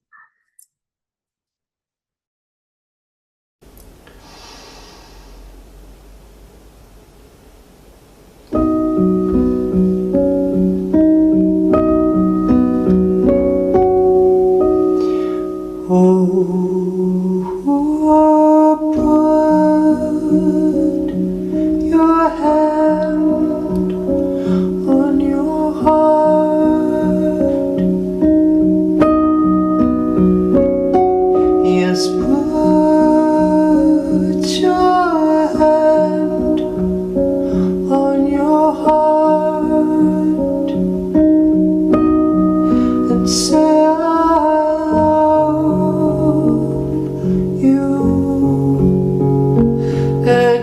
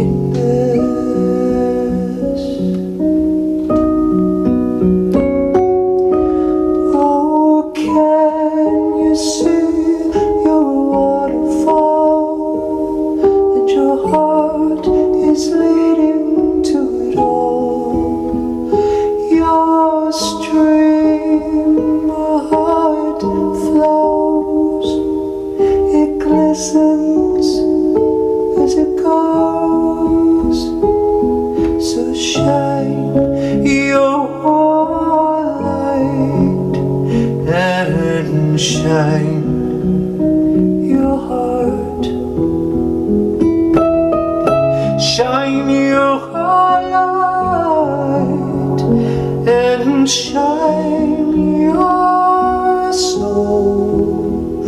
You see, you are a radiant starlight, and raise your light. So would you please put your hand on your beautiful heart? Yes, put your hand on your beautiful heart and say, I love you,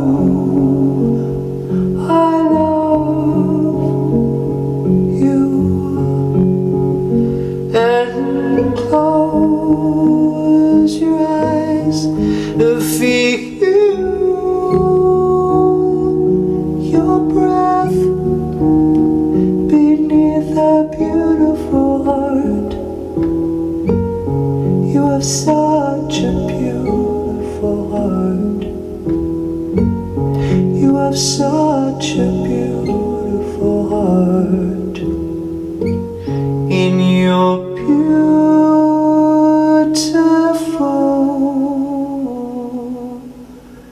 in your beautiful chest.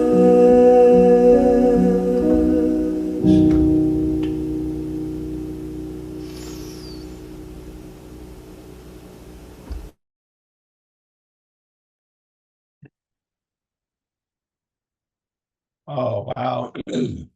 Thank you for that. I hope that everyone feels not only their hand on their chest, but the hand of humanity on humanity's chest right now. Paul, thank you so much for your gift, your blessing, your voice, your music, your vibration. And so now I'm going to keep the program moving as we're in this kind of, transitional point to where we are and where we're going. To a friend of mine, I've had the pleasure of co-hosting some really cool talks with. He spent years of his professional career as the Secretary General at the United Nations. And so he has a keen understanding of government and policy, and he worked very closely with the SDG goals. And so without further ado, I'm going to pass it to my dear friend, Dr. Raybar Jaff. Hello, Corey. Thank you so much. And thanks. Whoa, I'm still trying to get over that performance. That was so powerful. Thank you so much, Paul. And listening to the words of that song and thinking about, sorry. Yeah, thinking about some of the things that I've experienced and seen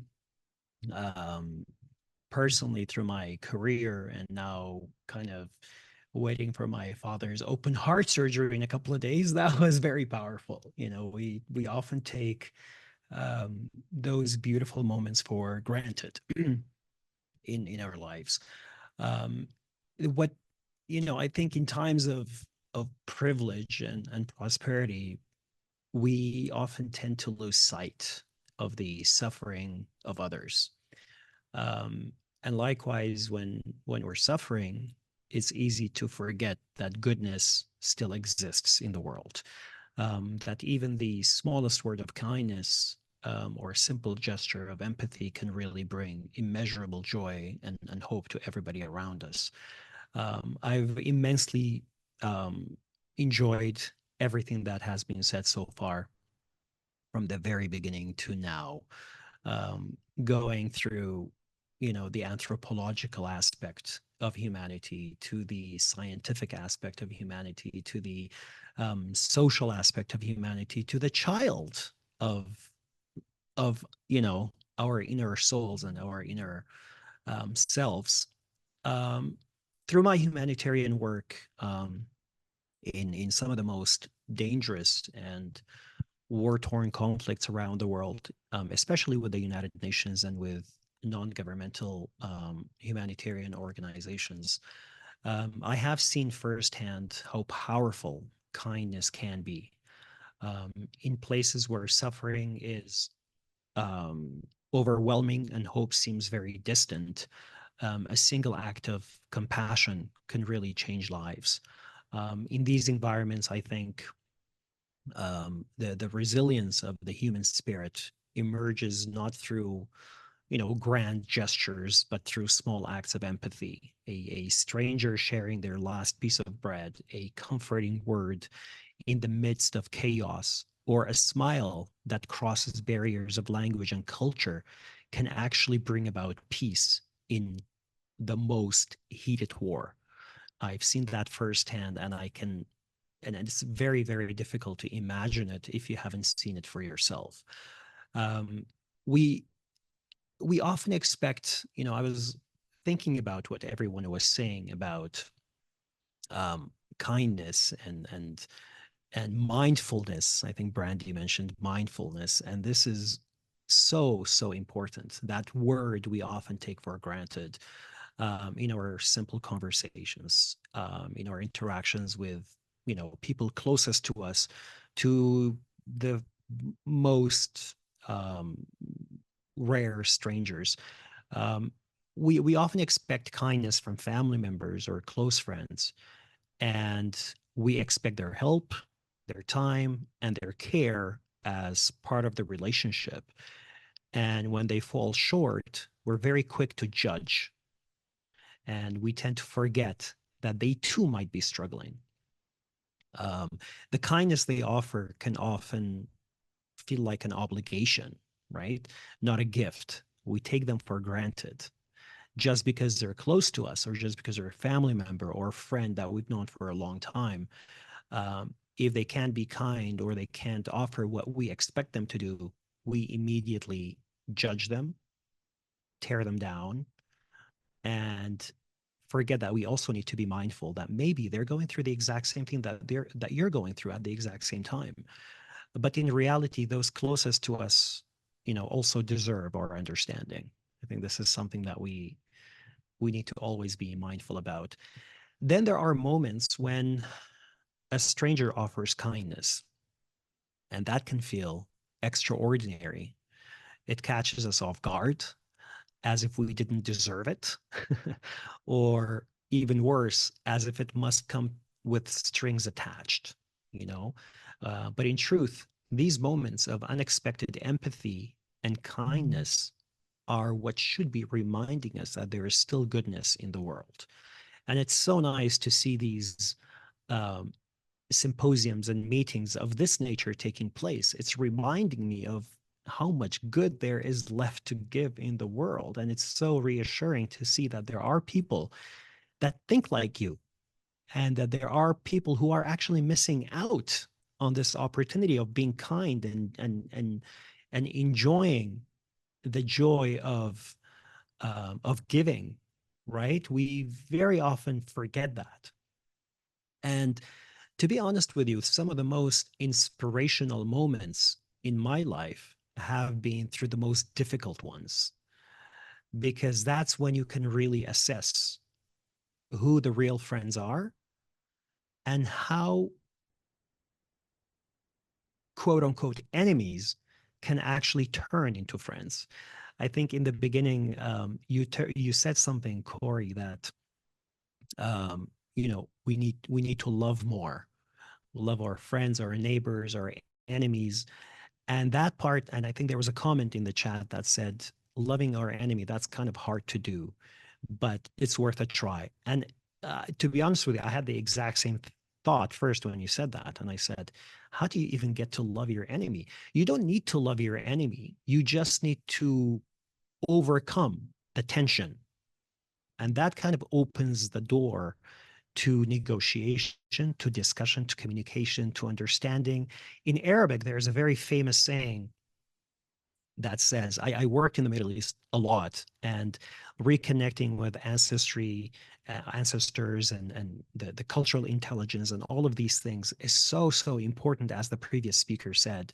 And so in Arabic, they believe in very, very similar values of valuing our ancestors or our history and so on. They say بعد العداوة حلاوة. After conflict or after tension, there should always be sweets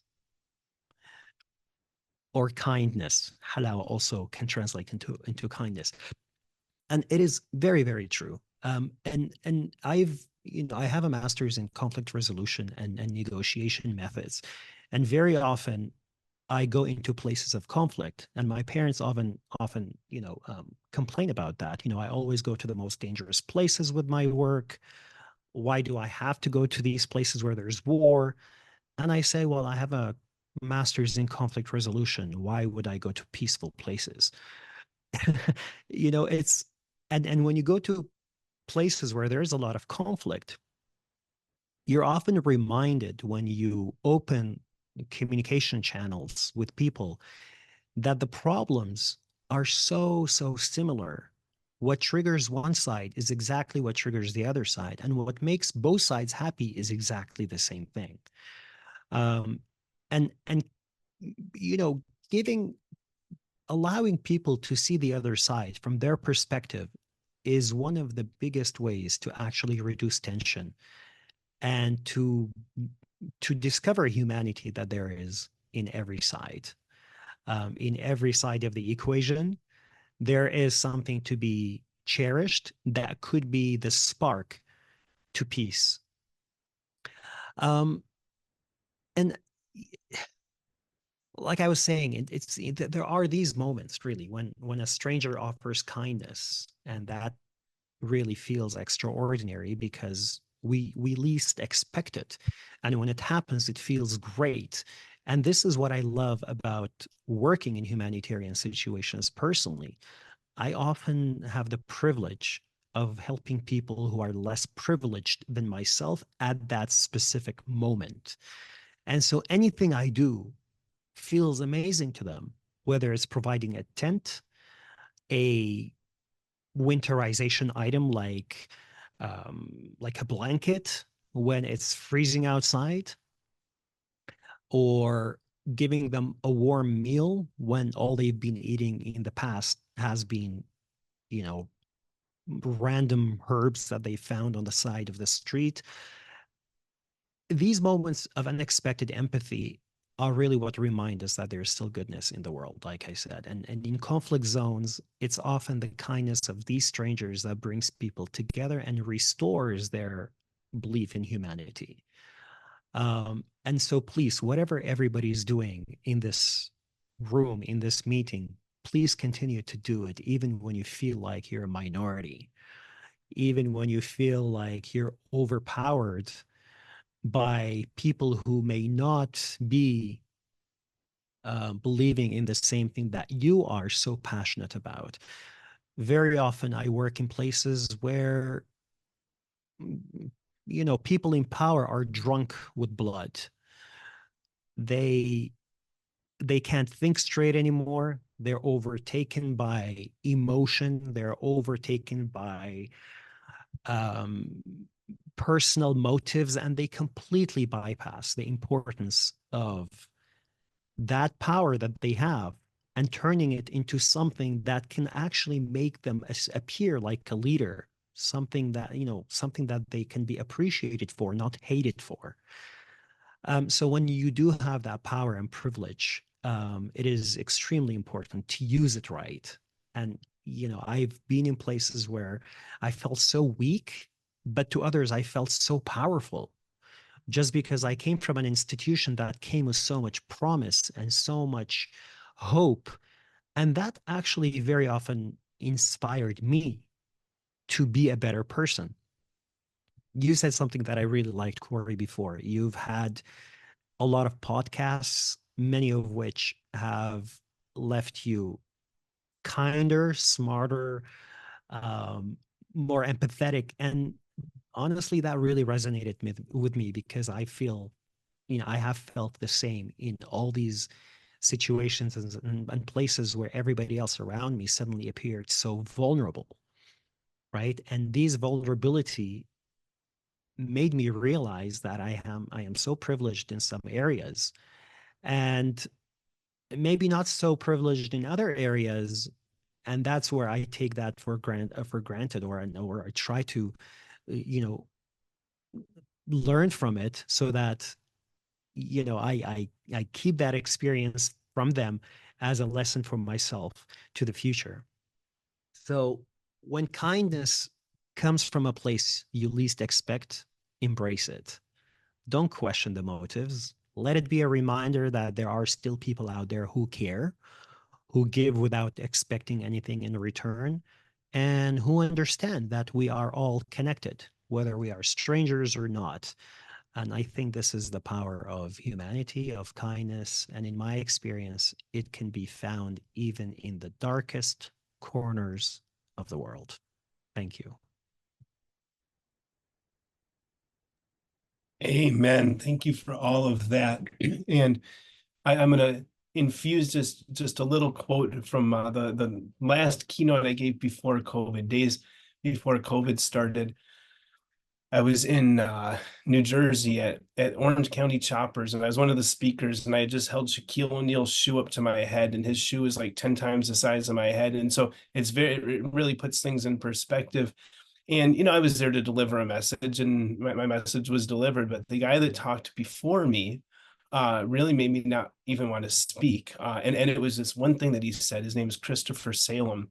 And he said the same thing that you said, Dr. Raybar. He said, you know, that we should all strive to give without expectation, right? But then he put something at the end of that phrase that I thought was absolutely transformative.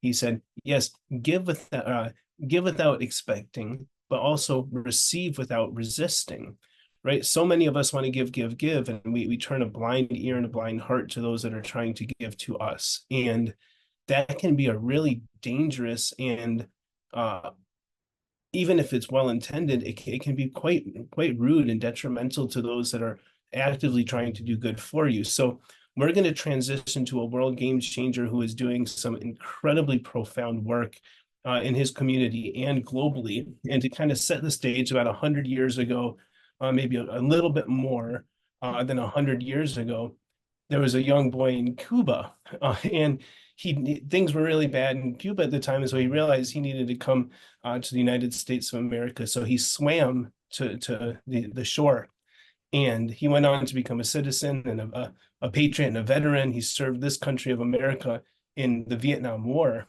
and went on to become a superintendent at the Miami-Dade school system in the Miami area, Florida, for many years. And he put together an after-school program that touched millions of kids' lives. And he had people like Dwayne "The Rock" Johnson and Arnold Schwarzenegger, the governor, helping with this program. He's gone on to live in La Pura Vida in Costa Rica. And they now have about 800 acres of coconut trees planted. And they plant these organic seeds that can be imported around the world once the coconuts have been harvested. And they started a nonprofit, and I'm going to let him talk all about it. But this young man, his name is Nelson. His company is called Sig Green. And Nelson, why don't you tell people a little bit about the work that you're doing? And it always inspires me.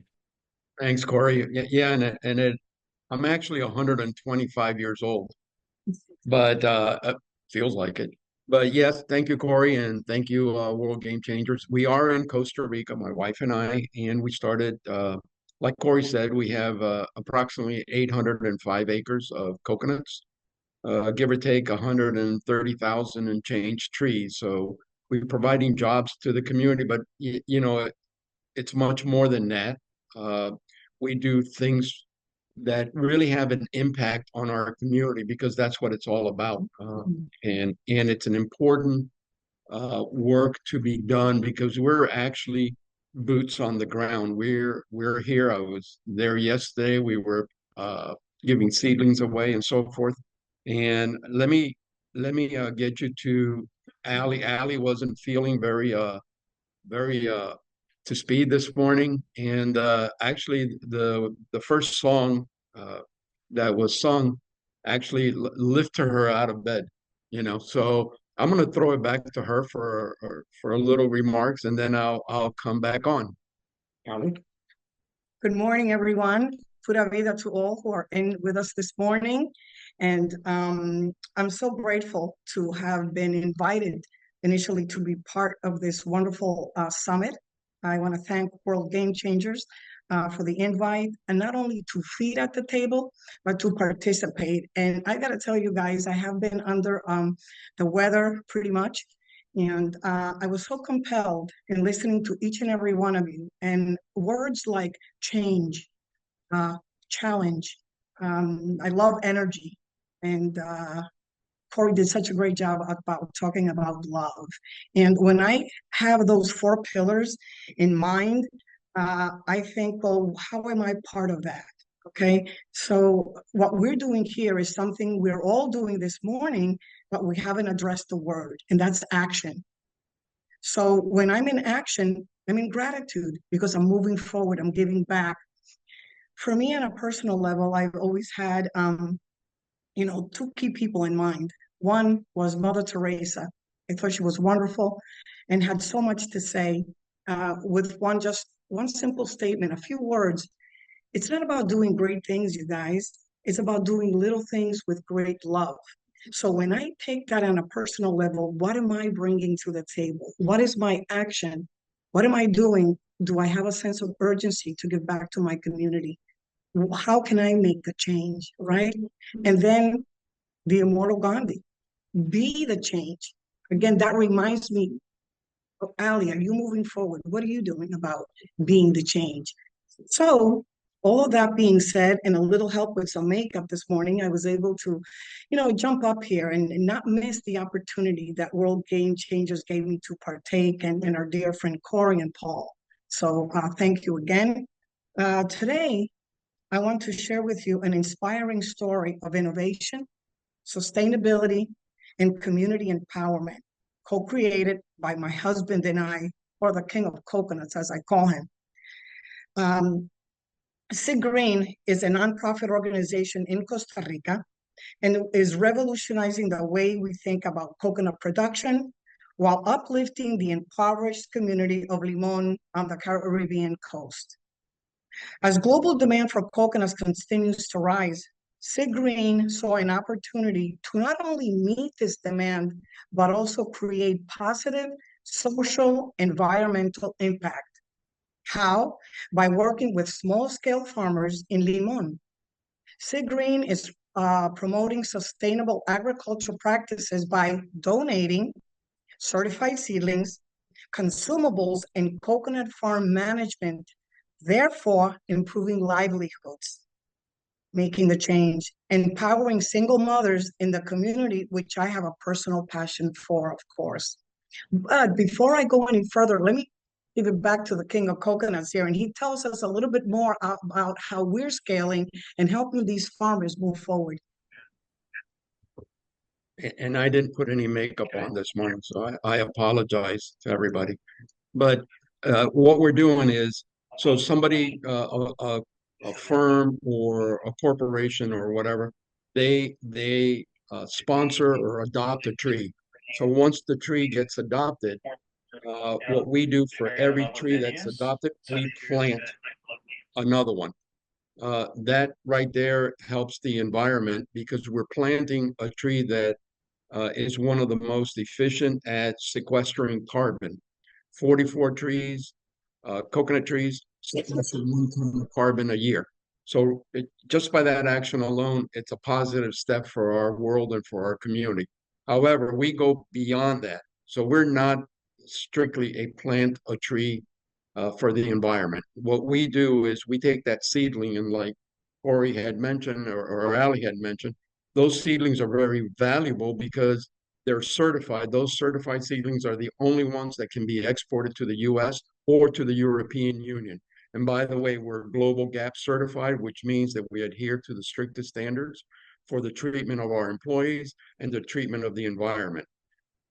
We take that seedling and we go to a local farmer. And to put it in perspective, a local farmer, doesn't matter the size of the acreage, really. It could be half an acre, it could be a quarter, it doesn't really matter to us. but a local needy farmer with his family works cutting bananas or works picking pineapples. Those workers work 6 days a week, approximately 10 to 12 hours a day, and at best they make $400 to $600 a month. So what we're saying, we're going to that same farmer and saying, hey, look, here are some seedlings, approximately, we'll plant about 132 per acre. We will give it to him. We'll give him the certification, which is extremely valuable. And on top of that, we're saying to him, we're going to buy all of your crop. So right there, just the action of producing 50,000 coconuts every 35 days at the current market rate of about 28 cents, you can see where he's going to make substantially more than he would make 3 times as much per month than he was making prior to that. But you multiply that times 10 harvests a year, and you multiply that times 27 years. So what we're doing, this is sustainable wealth for a family that currently is, there's no such thing as below poverty level here.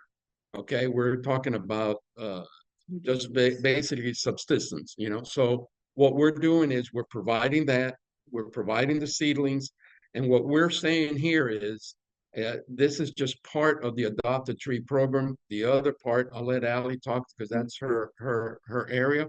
But what we're saying here, and the kind of thing that we'd like to mention to everybody is, when you adopt a tree, you're changing the lives of families. This is not just a plant a tree program. It is that, but it's more than that. So think, and we appreciate all the support that World Game Changers has provided for us.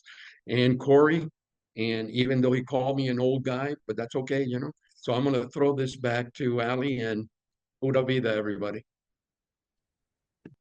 Yes, everyone. The key now, moving on from this part with the farmers, Sig Green's impact goes beyond economics. We have identified a critical need in the region's education system. Due to a polluted reservoir, an alarming 25% of children in local schools have autism, and we spoke to this deeply with Corey. Sig Green has acted, focusing on education as a key area of support and working with local doctors and foreign healthcare professionals to contribute to this cause. Through our Adopt a Coconut Tree initiative, Sig Green invites companies worldwide to contribute to this effort as a donation. So talk about being able to take action and give back. By symbolically adopting a coconut tree, businesses can fund educational resources, teacher training, and specialized support for children with autism, as well as meeting the needs of the rest of the school's population. In this area, we have about 3 communities of indigenous people, so it's extremely poor. This innovative approach ensures that every coconut sold contributes to a brighter future for these children. Sig Green's model is a testament to the power of sustainable development and community-led initiatives. By addressing global demand while prioritizing local needs, we are creating a more equitable and regenerative food system. And by supporting Sig Green's efforts together, we, along with World Game Changers, can make a tangible difference in the lives of these remarkable children. So in conclusion today, Sig Green's work in Costa Rica is a shining example of innovation, compassion, empowerment, and the key word that I said earlier, action, love, things that all of you brought out today. So we are indeed together worldwide, changing the game with World Game Changers. Although my husband and I are Cuban born and we were not able to create this wonderful project in our homeland, Costa Rica has become a home. Costa Rica has become the Pura Vida life for us, and inviting all of you to be part of this change that World Game Changers is really kind of putting us this wonderful platform, and just be a difference. Let's make that difference together. And all I can say is that I invite you today to join forces with Sig Green, adopting coconut trees and supporting our mission to create a better world for us all. please feel free to check out our website and see the great videos we have of our farmers, the children's in school, all we're doing right now, taking active action. So our website is www.siggreen.org. And now I will give it back to you all and just say thank you and much love to you all from Pura Vida land, Costa Rica, which I now call my home. We invite you to come and visit us and see how we're changing lives one coconut at a time. Thank you, Corey. Paul. Thank you so much, Ali. I'm so glad to see you're better. I know you were so sick just a bit ago, and the power of music, the power of vibrations, the power of intentionality is absolutely on display. What I love about what you guys are doing is not only empowering the families, but then empowering the children on more ways than one. And this is a model that I think is truly replicable, in other places around the world, although it's not always going to be coconuts because not everywhere is suited to coconuts. And I've learned more about coconuts in the last less than year since I've been able to call them family, more about coconuts in an afternoon sitting with them. And they weren't even telling me, it's just by osmosis. I feel like I can go, start my own coconut venture at some point, but it really is absolutely beautiful, the work that you're doing. And so I'll kind of just tie things together for a moment of what we've heard here. We understand that humanity has come through various developments. Humanity has gone through many phases. Typically, technology aids in getting to that next level of humanity. And as we step into this, conceptual human 3.0, simultaneously as we move into this web 3.0, which there was not a web 2.0, really. Right? No one ever called it that. There was no web 1.0. There was just the internet, and then there was social media, and now there's blockchain. Similarly with humanity, there were, back in the garden, I really love that analogy that Bruce planted here in the ground. But in that garden was kind of humanity one, right? Where there was no knowledge of good and evil. There was no competition. There was no lack. There may not have been things like life expectancies or sicknesses. And then for this huge period of time, we've been in this, what will probably retroactively be considered as humanity 2.0, right? Division, fighting, taxation, slavery, illness, mental health issues, now autism as well. And, there are several root causes of autism, but we see that autism is at not an all-time high. We see that very recently there was very few instances of autism at all. And so humanity has gone through this toxicity through over thousands of years where we've had to navigate this earth and the good and the bad. And typically the way that we find our way through that en masse is together, right? This unity, this solidarity, this, almost extra mind and heart that's formed when more than one person come together, and that's amplified the larger that the group is. We are moving very rapidly into a new experience. And as the futurist on the call, as the effective acceleration guy, I will go out on a crazy limb and tell you, I think that very soon humans will be effectively immortal. I think many of us on this call will experience thousands of years of life in this body. I point to both exoskeletons and nanorobots to this, but we're going to also live in a multi-planetary world. Right? We're starting to see things like space elevators, space hotels, anti-gravity. We're starting to understand things like dark oxygen coming from the bottom of the ocean, and right, all of these explorations that are yielding real results are all amplified by artificial intelligence. So Google DeepMind recently discovered 3,000 new substances and materials that don't exist on Earth, but in an AI model, they could be a real thing. And so in their laboratory, they've now been able to create 175,000 new materials. Some of these are substantially stronger than titanium and diamond. Some of them create infinite amounts of clean energy. We're starting to see things like saline batteries, right? We'll see salt batteries be one of the next batteries, and hydrogen safely. And nothing that anyone on this call has experienced as life as a human is what life is going to look like very soon. And we do have a responsibility to educate each other on the new technologies. I'll give you an example. This will freak some of you out if you haven't heard it. There are laboratories right now that are impregnating robots with human semen, and they're in those same labs, they're impregnating humans with robotic semen.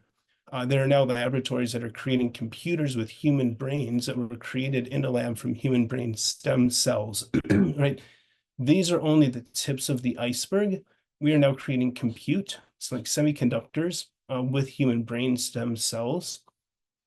I say all that to say this, this is 1% of some of the revelations that I've seen in the tech world, and I probably know less than 1% of them. Everything is changing. It is hyper changing. Expect the unexpected and don't go it alone. So, I thank everyone for taking a significant amount of their Friday, whether it's morning, afternoon, or evening, listening to some beautiful breathing techniques, some beautiful messages, some beautiful music, some crazy, scary stuff from the technologist.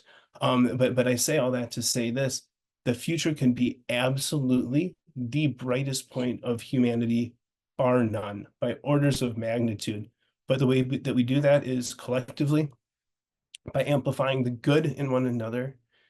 In order to amplify the good in one another, we must first see and acknowledge the good in one another, even if we don't vote for the same people or agree, the same about, things like vaccines or universal basic income rate. These are all things that can unify, not divide us. And this is the time for that. So in that spirit, I do encourage everyone. Nelson, Ali, let's make sure your website is in the comments if it's not already. I'd love for people to be able to learn more about your powerful work. I thank everyone for joining us today. And this is probably not going to be the last summit put on by the World Game Changers. So I'm sure many of us will see many of you next time as well.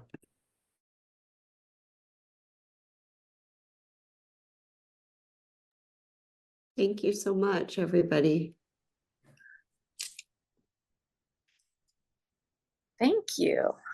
All right. So if I could just say here, as we close this out, if you just take a moment to reflect on the words and energy that was shared today and then amplified with your presence, think about how your emanations shift from an electrical experience like this and from an inspirational experience like this. Then think about how others around you may be affected by that energy that you're emanating. And you didn't even have to lift a finger. Okay, just sitting in your seat and having these thoughts and pushing out these emanations is taking action as a world game changer. Thank you, everyone. Paul D. Lowe, is there anything that you would like to share? As our fearless leader and founder of World Game Changers, is there anything you'd like to share? Very difficult to add anything to the diversity, the depth, the warmth, the love and compassion that's been shared from many different perspectives. I think all I can do is reiterate my own perspective in this, and perspective's not even the right word. Those that know me well is when things become indescribable, I fumble for words, and I'm fumbling for words because this is indescribable. And my only, and it's beyond hope, but I'll throw that word out, is that we reach that peace, we reach that inner peace. And I think, the shift in energy is taking place profoundly as individuals, and the simple compounding effect of an individual finding peace, and 1 becomes 2, and 2 becomes 4. And 4 becomes 8, which may be a good way to close this out, just as our beloved chairman, Martin, introduced right at the top of this a couple of hours or so ago with that quote from Margaret Mead that's behind you now, Amy. Never doubt that a small group of thoughtful, committed people can change the world. In fact, it's the only thing that ever has. Thanks for moving, Amy, because I couldn't quite remember it verbatim. I appreciate that. So they are my own final thoughts, and thank you. Thank you. Thank you everyone for being here today. And we look forward to hearing about your World Game Changers endeavors. Please keep in touch with us. Visit the website, communicate with us, get involved if you feel inclined. And thank you so much. Thank you, everyone.